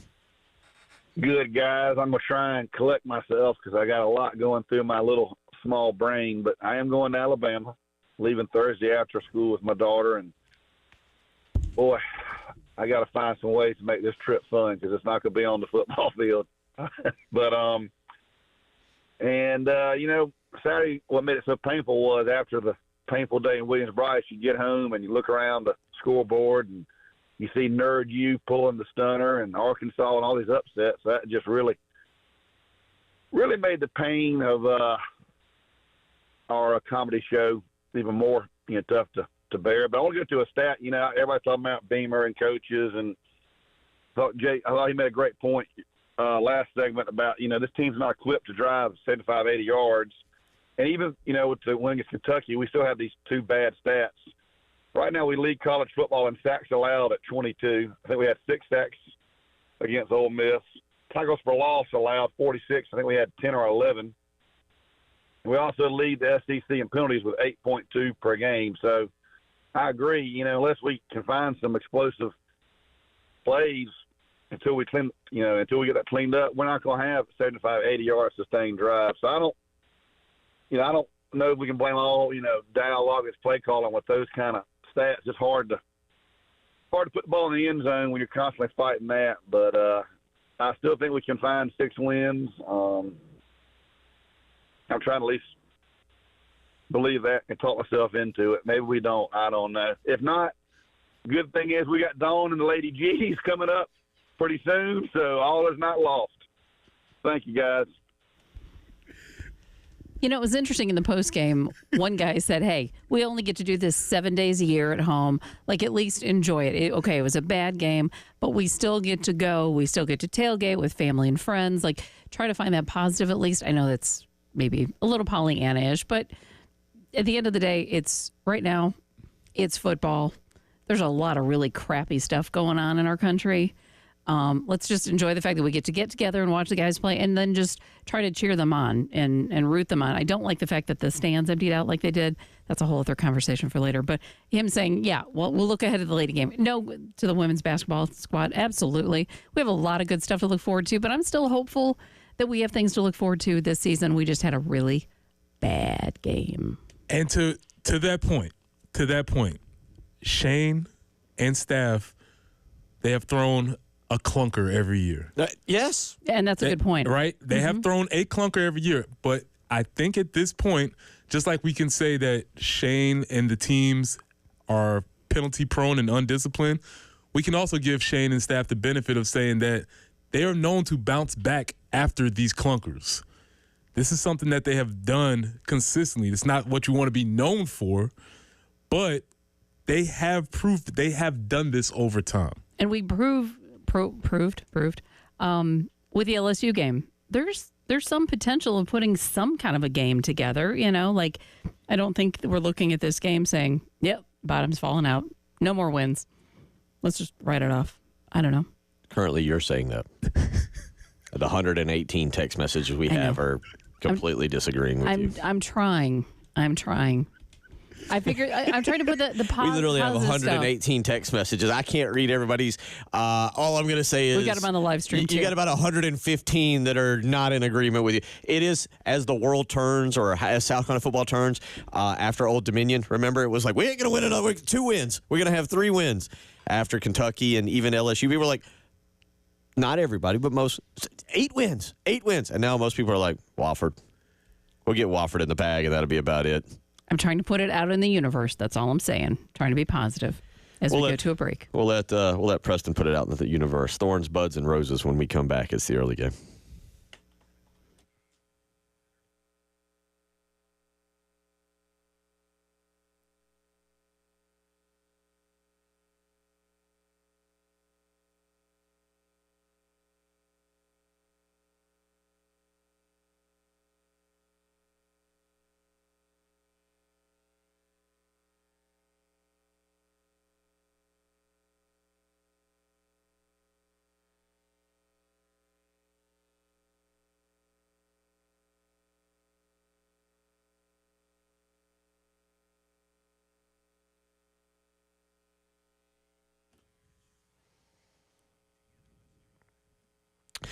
Bill Gunner for Dr. Dan Balknight and the Men's Clinic. Look, guys, as we get older, we get into our 40s, we get a little bit older, things start to change. We are not quite like we used to be when we were out there in our 20s and 30s. And you may be noticing some health changes, some things going on, and you're not quite sure. You're a little worried and you're a little nervous to talk about it. But at the Men's Clinic, they offer you a safe place, a comfortable place to discuss any health concerns you may be having right now. And that might be from being at home to the gym to even at work. And you're noticing maybe there's just something as simple as brain fog and you're not sure why you can't remember things. It's okay. It's an okay place to go and discuss these issues. 803-875-MENS. That's how you can call today and get an appointment and speak with Dr. Dan Balknight. You can learn on their web. You can get more information. TheMen'sClinicSC.com. Again, go to TheMen'sClinicSC.com or call today and schedule a consultation. 803-875-MENS. Guys, don't put off your health problems today.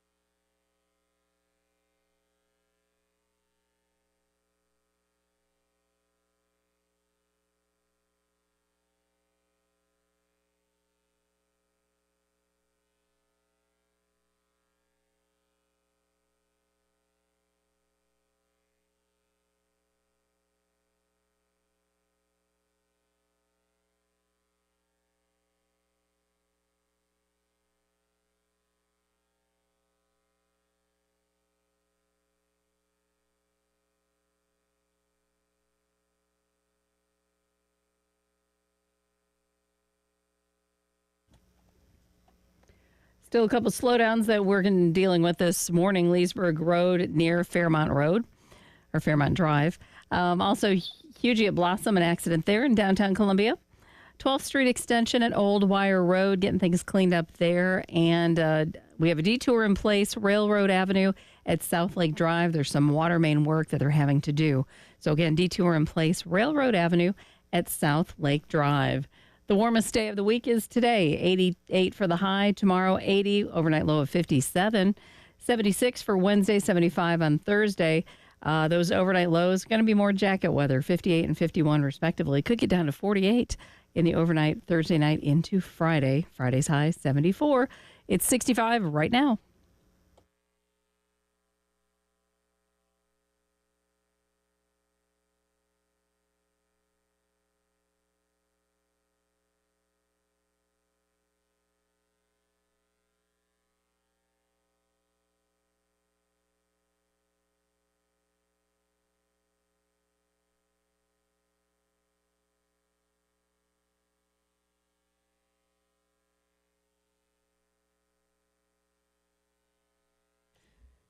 We'll get to thorns, buds, and roses in just a second, but I couldn't help it. All fair, Preston and I were talking about viewing habits for yesterday as we looked up last night. Playoff baseball. Padres 10-2 over the Dodgers. My Dodgers took an L. Yeah, 10-2 last night, and then Phillies with a walk-off 7-6 over the Mets last night tied that series.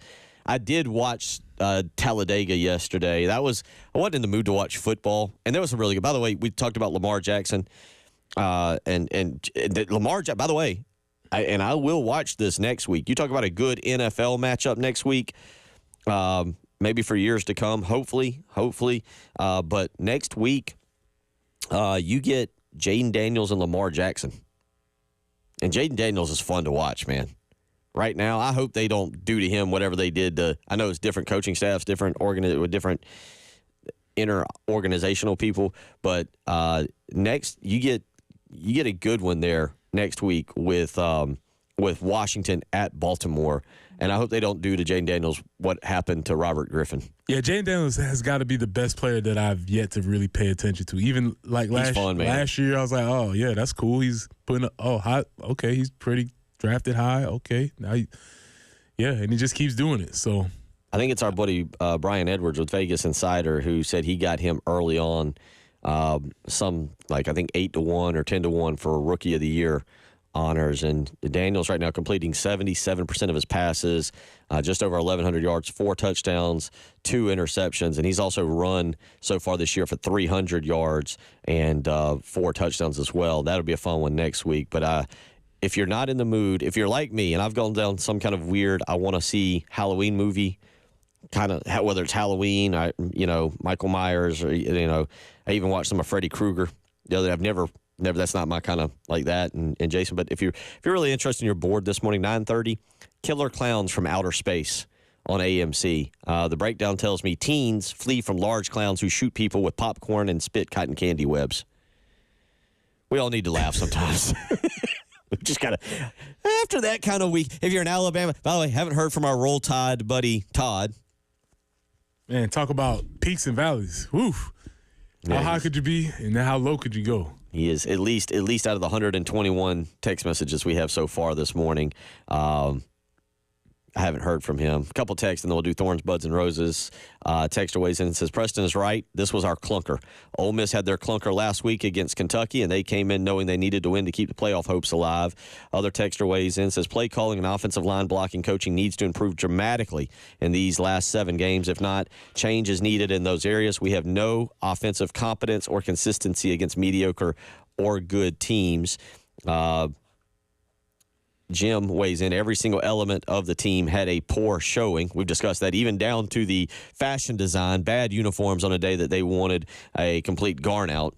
That would be I like that. Garn out. Yeah, it was a garn out. 803-404-6100 is how you can weigh in. Let's do some Thorns, Buds, and Roses. It was a weekend. Preston, you should have plenty of thoughts. Let's hear what Mr. Thorne has got to say. It's time for Thorns, Buds, and Roses with Preston Thorne on the early game. 107.5 The Game. Well, Bill, if it wasn't the idea, we talked about the color outs. We talked about the garn out. We said how that was going to be not a thing. They wore the bad uniforms. There's a lot of reasons why I could have Thorns, but I'll just start with the main thing. Fake punts, fake field goals, fake plays in general. It's been the bane of my existence ever since I've been coaching. I don't understand why you do it. Just run a play. If the play works, fine. If it doesn't work, punt the ball. There's nothing wrong with punting the ball. I don't know what happened with the analytics, because later on in the game, Old Lane did the same thing. Instead of just punting the ball, he gave us an opportunity to hang it. So the word for my Thorns is fake. Fake punts, and more importantly, Bill, fake injuries. I wish we didn't play so bad so that we could harp on the fake injury situation that Lane Kiffin and his crew were trying to do for that game. It's a bad look for college football, as Shane Beamer said, and they are exploiting the goodwill of everybody who watches college football. Get them out of there. We're going to have to put in another rule to legislate against fake injuries, which leads us to my buds. Fake celebrations. Dylan Stewart, young man, come to the front of the congregation, sir. You cannot, in no idea, in no world, in no universe, is your celebration, sir, a good idea. And matter of fact, the first one was such a bad idea, you decided to do it again. This time with your teammates. Very bad, poor idea.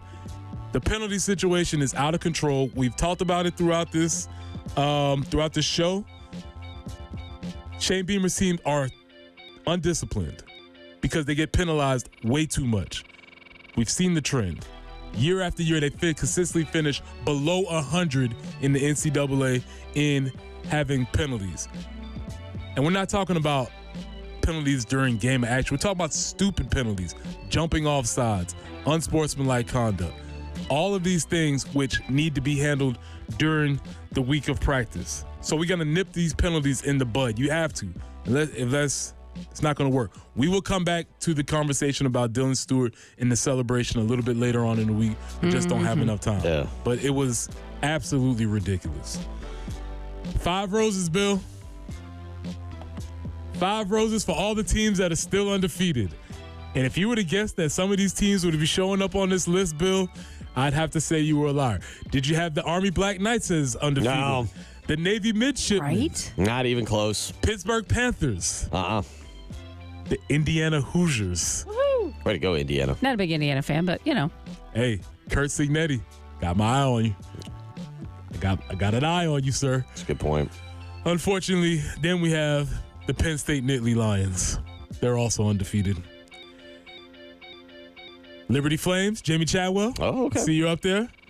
Texas Longhorns. So all in all, there's some teams that are still undefeated. But most importantly, Bill, my guy got hurt. So I said I jumped off. But now that we're 5-0, let's go Vikes. Skol. Yeah. Skol Vikes, 5-0. Our guy. That's a pretty solid bandwagon you got going there. Sam Darnold leading the charge. 5-0 in the NFL. Saw this guy coming from a mile away. Hey, listen, I was on the right trail. I just took the wrong path. I was there. You were, yeah. I just got thrown off a little bit. Go Vikes, 5-0, Skol. Stephon Gilmore with an interception yesterday. Shout out too. to Steph. Thorns, buds, and roses for today, Bill. Yeah, there's a lot there. Real quick. On your fakes, is there a yardage like say fourth and 4? Now it's a legitimate fake where you let Kai Kroger throw it, or anything less than 4th and 3? It's put your offense out there and run it. It's got me thinking as you said that. There's so many factors. I would say I'm not for faking on the minus side. That too. I'm not going to fake on the minus side. If we're going to fake, it might be on the plus side. But then, and also with that particular play, let's come up with a gadget. If we're going to run a fake, reverse. Let's do something. That play was poorly executed, but it was doomed from the beginning. I'd like to see 7 laterals.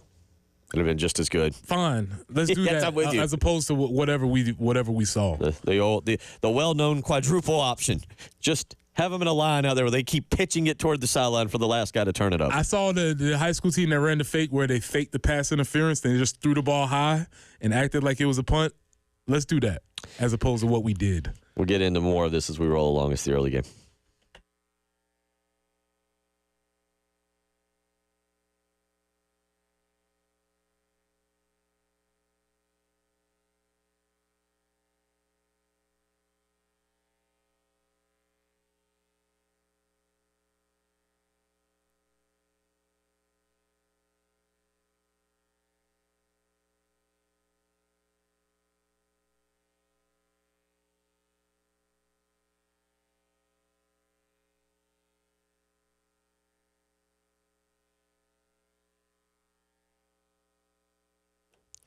Bill Gunner for AAA Heating and Air. And as we start to turn the calendar into the winter months, my question to you is your heating unit ready to handle that this coming winter? South Carolina winters seem to be getting colder, or maybe I'm just getting older. I'm not sure. But right now, you need to call Roy and Dana Finley with AAA Heating and Air. They have an incredible deal going on that you need to take advantage of. Listen to what I'm about to tell you. Right now, if you call AAA Heating and Air and you purchase a brand new heating and air system, you can get no payments for the next 12 months. Not not till the end of 2024. I mean for the full next 12 months. That means you will not make a payment or have any interest until October of 2025. So give them a phone call today, 803-677-1500. That's exactly what I did just over a year and a half ago. Let me tell you, that new heating and air unit has been absolutely fantastic. So take advantage right now of no payments, no interest for a full 12 months. Call AAA Heating and Air today, 803-677-1500. Tell them Bill Gunner sent you.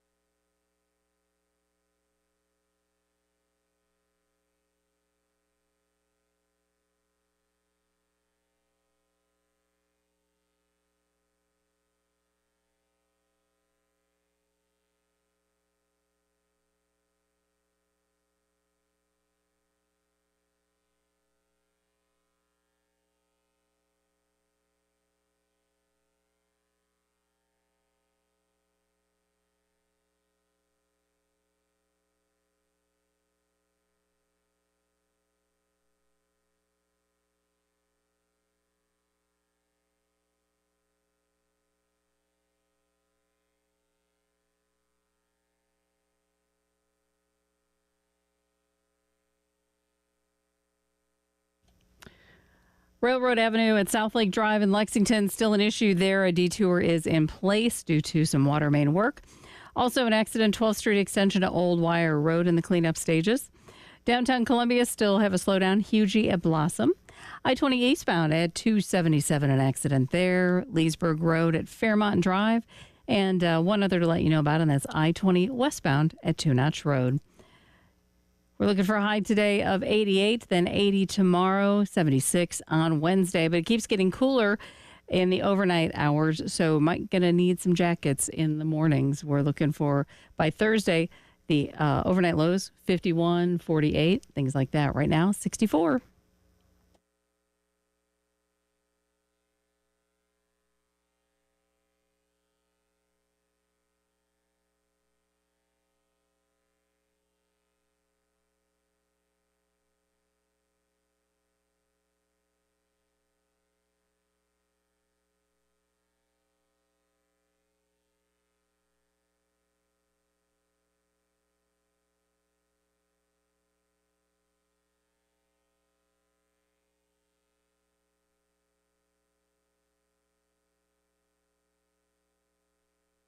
803-404-6100, how you can weigh in if you want to do so this morning. Again, we got a busy week lined up for you here on 107.5 The Game. We will, at some point, turn our attention to the Alabama game. But reminder, we got Carolina Calls with Shane Beamer and Todd Ellis on Thursday night at 6 o'clock here on 107.5 The Game in Columbia, 100.3 The Game Myrtle Beach. Also, we have the Shane Beamer press conference for you right here at 107.5 The Game tomorrow at 1 p.m. Also 100.3 The Game in Myrtle Beach.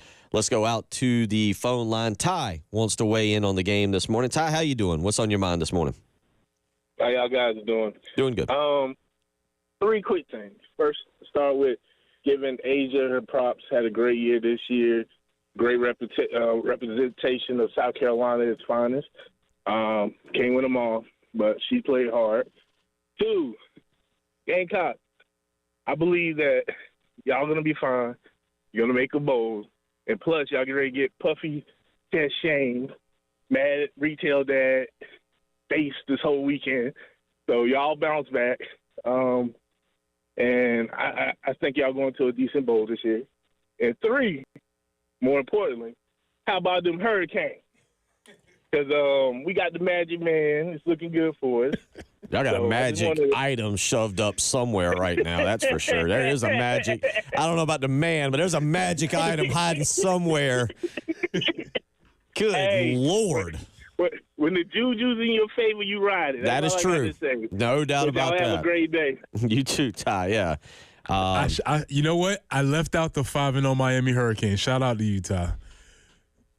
The worst part about that game is it was at 10:30 and I couldn't make it to the end. Yeah, I didn't make it. I hate that I didn't. If you don't know what we're talking about, California was up 25 points in that game. Miami scores 21 fourth-quarter points and rallies. Cam Ward, the Heisman favorite right now, throws another touchdown, I think with 26 seconds left, and Miami rallies and wins 39-38 over Cal. Interesting game day setting, by the way. Did you get up and watch any of that? Yeah, I did. Fascinating. Yeah.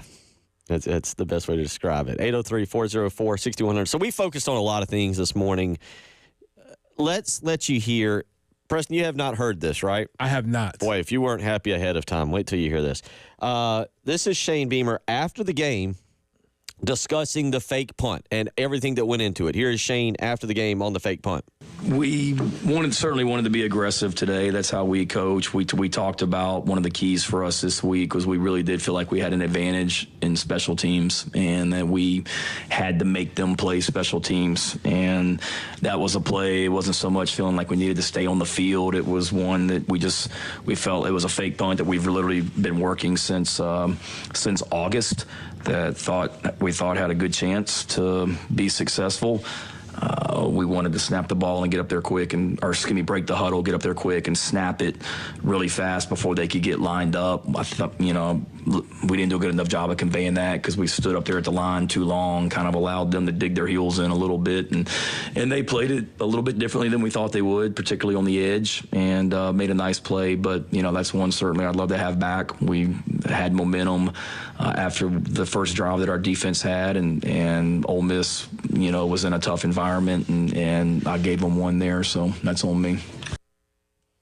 Yeah, there's a lot to that. The thing that's most troubling to me is coaches fall into this false sense of security all the time when they're running plays with the scout team, and they'll tell the scout team, no, he's not going to do that, so you stay here.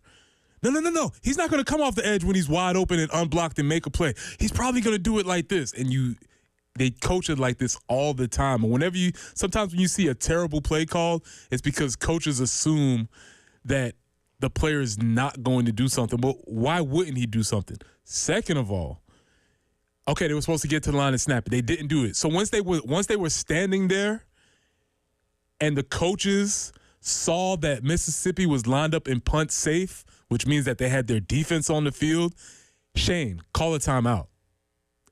Remember, it's still the first quarter of the game, still the first drive of the game. All your timeouts are ahead of you. Call a timeout, regroup, run a real fake, or punt the ball. There's several of things they can do. Lastly, if that was the fake you've been working on since August, it's not a good look. Everybody works. The only thing he did was snap it to the up back. There's nothing special about that fake. There wasn't any pulling. There wasn't any razzle dazzle. That was about every high school team, Pee Wee League team in the nation can execute that. I'm good. It's not the reason they lost, but it puts you in my, and I don't want to say, I feel like we are understating it if we just say it puts you behind the 8 ball.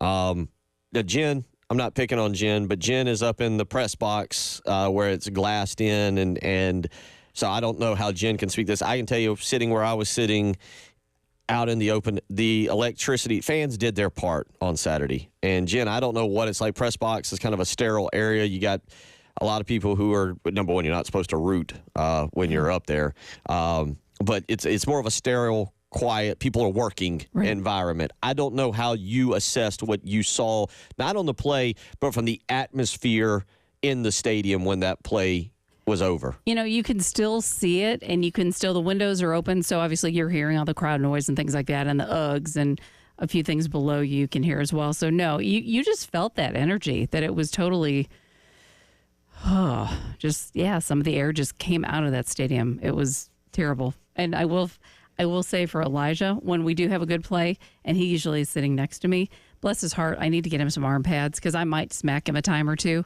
because you can't cheer. So it's like, bam, did you see that? And he's probably like, dude, you're really, yeah. So we need to get him some hazard pay. If you've ever sent a text message or it's a GIF, I believe it's a GIF, but it's from the, I think one of the Naked Guns where it's everybody smacking their forehead all at the same time. Yep. And there was about 72,000, 71,000 Gamecock fans who all literally smacked their forehead. And then you collectively heard the Homer Simpson, "Doe." I get it. I really do it put South Carolina so far behind the 8 ball at that point. You wiped out your crowd. They tried to get back into it, but everybody just knew you had to make things as tough on Mississippi as you could. And that one, you opened the door for 7 points. I heard Kirby Smart one time say there's a difference between being aggressive versus being desperate. And you said it earlier. And Kirby's a smart dude, especially when it comes to football. That felt desperate. That didn't feel aggressive. That felt like we scrambling to make something happen. And I don't think at that point in the game, which again, remind you, was the first quarter, first drive, coming off a 3 and out, that wasn't the time that they needed to make that call. You listen to the crowd at the end. Usually at the beginning of the game, or when the crowd is into it, it's like, it's another Carolina, and everybody's like, first down. And by the fourth quarter, it was like, first down. Yeah, it was 24 to 3 at half. But again, there was other plays. Let's be clear. There was other plays after the fake punt that, the Robbie Ashford fumble that then opened the door for another touchdown. Jared Brown falling down with lots of room in front of him. The fake punt didn't end the game, but it's hard for me to think. I don't know. I just shocked, and it just took the crowd out so much. We'll come back and we will wrap things up here. You're listening to the early game.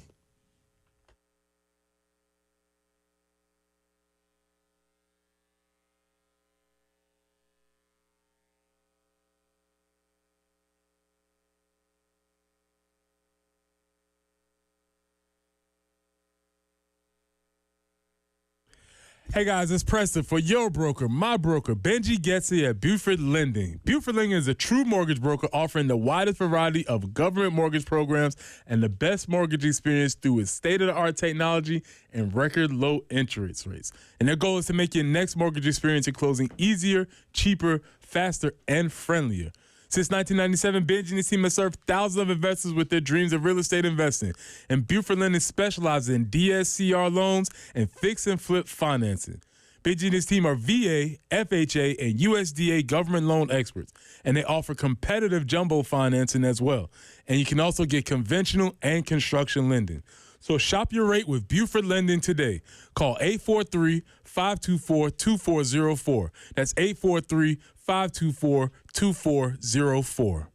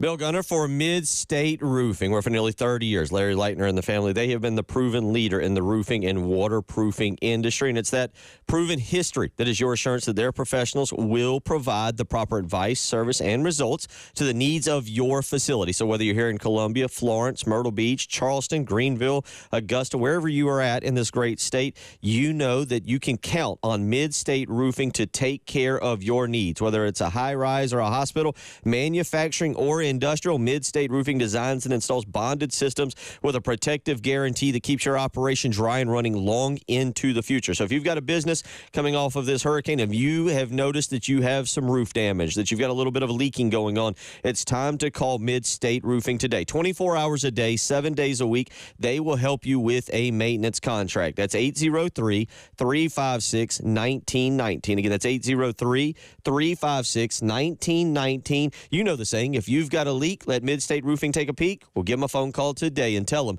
Bill Gunner sent you.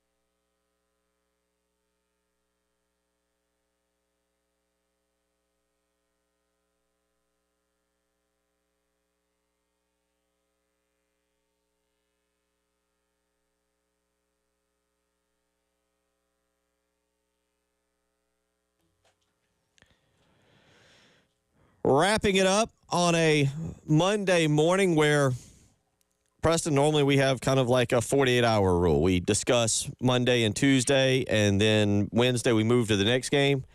I'll be honest, not 100% sure we're going to move over. There's a lot to digest from this past weekend's game, and we may even spend Wednesday on it a little bit more because there's just so much, from fake injuries to fake punts, even uniform combinations. And then just, we haven't gotten into it just from a standpoint, from a player standpoint and a coach standpoint, what we saw coming off of a bye week. Whether this game plan was overthought, underprepared. I think that's another thing. If you had played Akron last week, definitely if you'd played LSU, but if you played one of those two teams and you come off and you have that kind of performance, you kind of go, well, maybe they got caught up, maybe they were worn down, maybe they're tired. You come off a bye week, and that's what you get. Yeah, it's unacceptable because they told us that the bye week was 1, to get healthy, 2, to get prepared for the next week. You expect them to be sharper, crisper, fresher, all of those things, and that was not the case. 803-404-6100. Let's get another phone call in. James wants to weigh in this morning. James, how you doing? What's on your mind? Hey, I'm doing well, man. How y'all fellas doing? Good. Yeah, y'all hit the nail on the head with that first fake punt. That's desperation, and it's desperation for no reason, in my opinion. Because with a defense like we have, we can put pressure on quarterback. We are solid against the run. Sometimes you just got to play boring football. Punt the ball, pin them deep, make them punt the ball back to you. Now we have a short field. We gave up probably over half of their points on a short field. It's easy. When you have an explosive team like Ole Miss have, it's going to be the same thing next week. If you give Alabama next week or you give Ole Miss short fields, they got an explosive play. Every time they touch the ball, they got at least one explosive play. That's all you need in college football, really, on a short field. You get one explosive play, you're pretty much in field goal range. If you get 2 explosive plays, you're about to score. And that's all. We just gave them the short field. We just gave them too much momentum. We got to lean on this defense. And the last thing I'm going to say is if Lenore Sellers is our quarterback, somebody got to stop over-coaching him. He's a big, strong young man. I understand we got to save him from injuries and all that, but on some of them, he just jogging out of the pocket just to get out of bounds. Now we done took away what makes him special, in my opinion. And what makes him special is that he can actually punish defensive backs back there, make them think about coming up tackling him, which in turn is going to open up the rest of the running game for us. But, we just got to sit back. We got to grind. It's a tough schedule, just like everybody in the SEC has a tough schedule. But like Vanderbilt showed us, anything can happen at any moment. So we just got to keep on grinding, show up next week. Still got to play football. We can't lay down. And just see how the rest of the season turns out for us. I'll hang up now and listen to you. Appreciate it, James. Appreciate the call, James. And I think, Preston, that's something else we may get into tomorrow.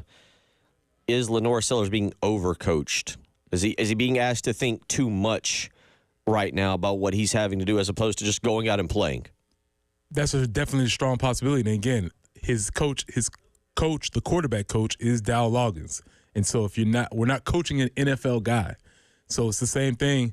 The things that you could be telling your NFL guys, or even Spencer Rattler, who was on his way, a fifth-year guy, that's not the same way you coach this player. Yeah, there were times Saturday it seemed like he could have picked up 4 or 5 yards, maybe 6, but instead he tried to stay in the pocket, and he we talked about it, he holds it too long. I'm not trying to help the offensive line. Offensive line, I think, Preston, and some of people have hit on this too, running Juju McDowell up the middle doesn't seem like the wisest of decisions and player personnel moves, but it feels like right now what I'm learning about this offensive line is they're average in run blocking. You constantly need your guys to, Rocket, Oscar Attaway, Juwan Howe, they're going to still, college football is to the point where a lot of times it's one-on-one situations, and those guys have to make a guy miss. Very rarely do you get it where it's just a huge gaping hole.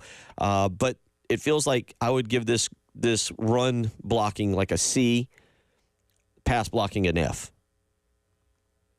Well, the stats would indicate that because they are last in the nation in sacks allowed. And it doesn't matter. Here's the thing. You can twist numbers any kind of way because when we'll look at the grades tomorrow, I imagine they'll be better than you think they are. But it doesn't matter if you block them all the other times except for when it's third down and you need to actually block them and then you give up a sack. We'll see. There's a lot. We got about 125 text messages. Appreciate y'all listening. And we got to about 30 of them this morning. So we will be back tomorrow. No more bye weeks. I don't think they serve us well. Well, there's another one coming. I know. We'll see. That's what I'm worried about. I was going to give the phone number again because we really could just do a whole nother hour. But we'll turn it over to Tyler and the crew. And Appreciate y'all. Be back tomorrow morning. Y'all have a great day. Take care.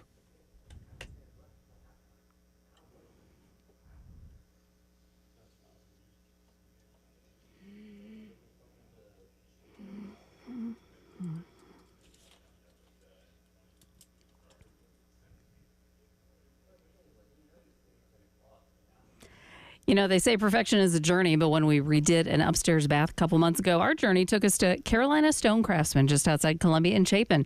We had to replace a bathroom cabinet, which meant, of course, we needed a countertop. And we were referred to Carolina Stone Craftsman. I got to tell you, we're very impressed. We felt at home right away. Toured their fantastic showroom. It's impressive. Learn more about the marble and granite and quartz, how all of that is sculpted with the highest craftsmanship. Learn that family values are really an important part of their business. There was so much to choose from. They really educated us because we didn't know what we wanted, helped us make that selection. Every step of the process was great, from visiting the showroom, selecting the granite, their home visit to measure, installation, everything. I encourage you, if you are in the market for countertops for your kitchen or bath, I do encourage you to reach out to Carolina Stone Craftsman, a locally owned business just beyond Columbia and Chapin, and definitely beyond your expectations. Check them out, carolinastonecraftsman.com.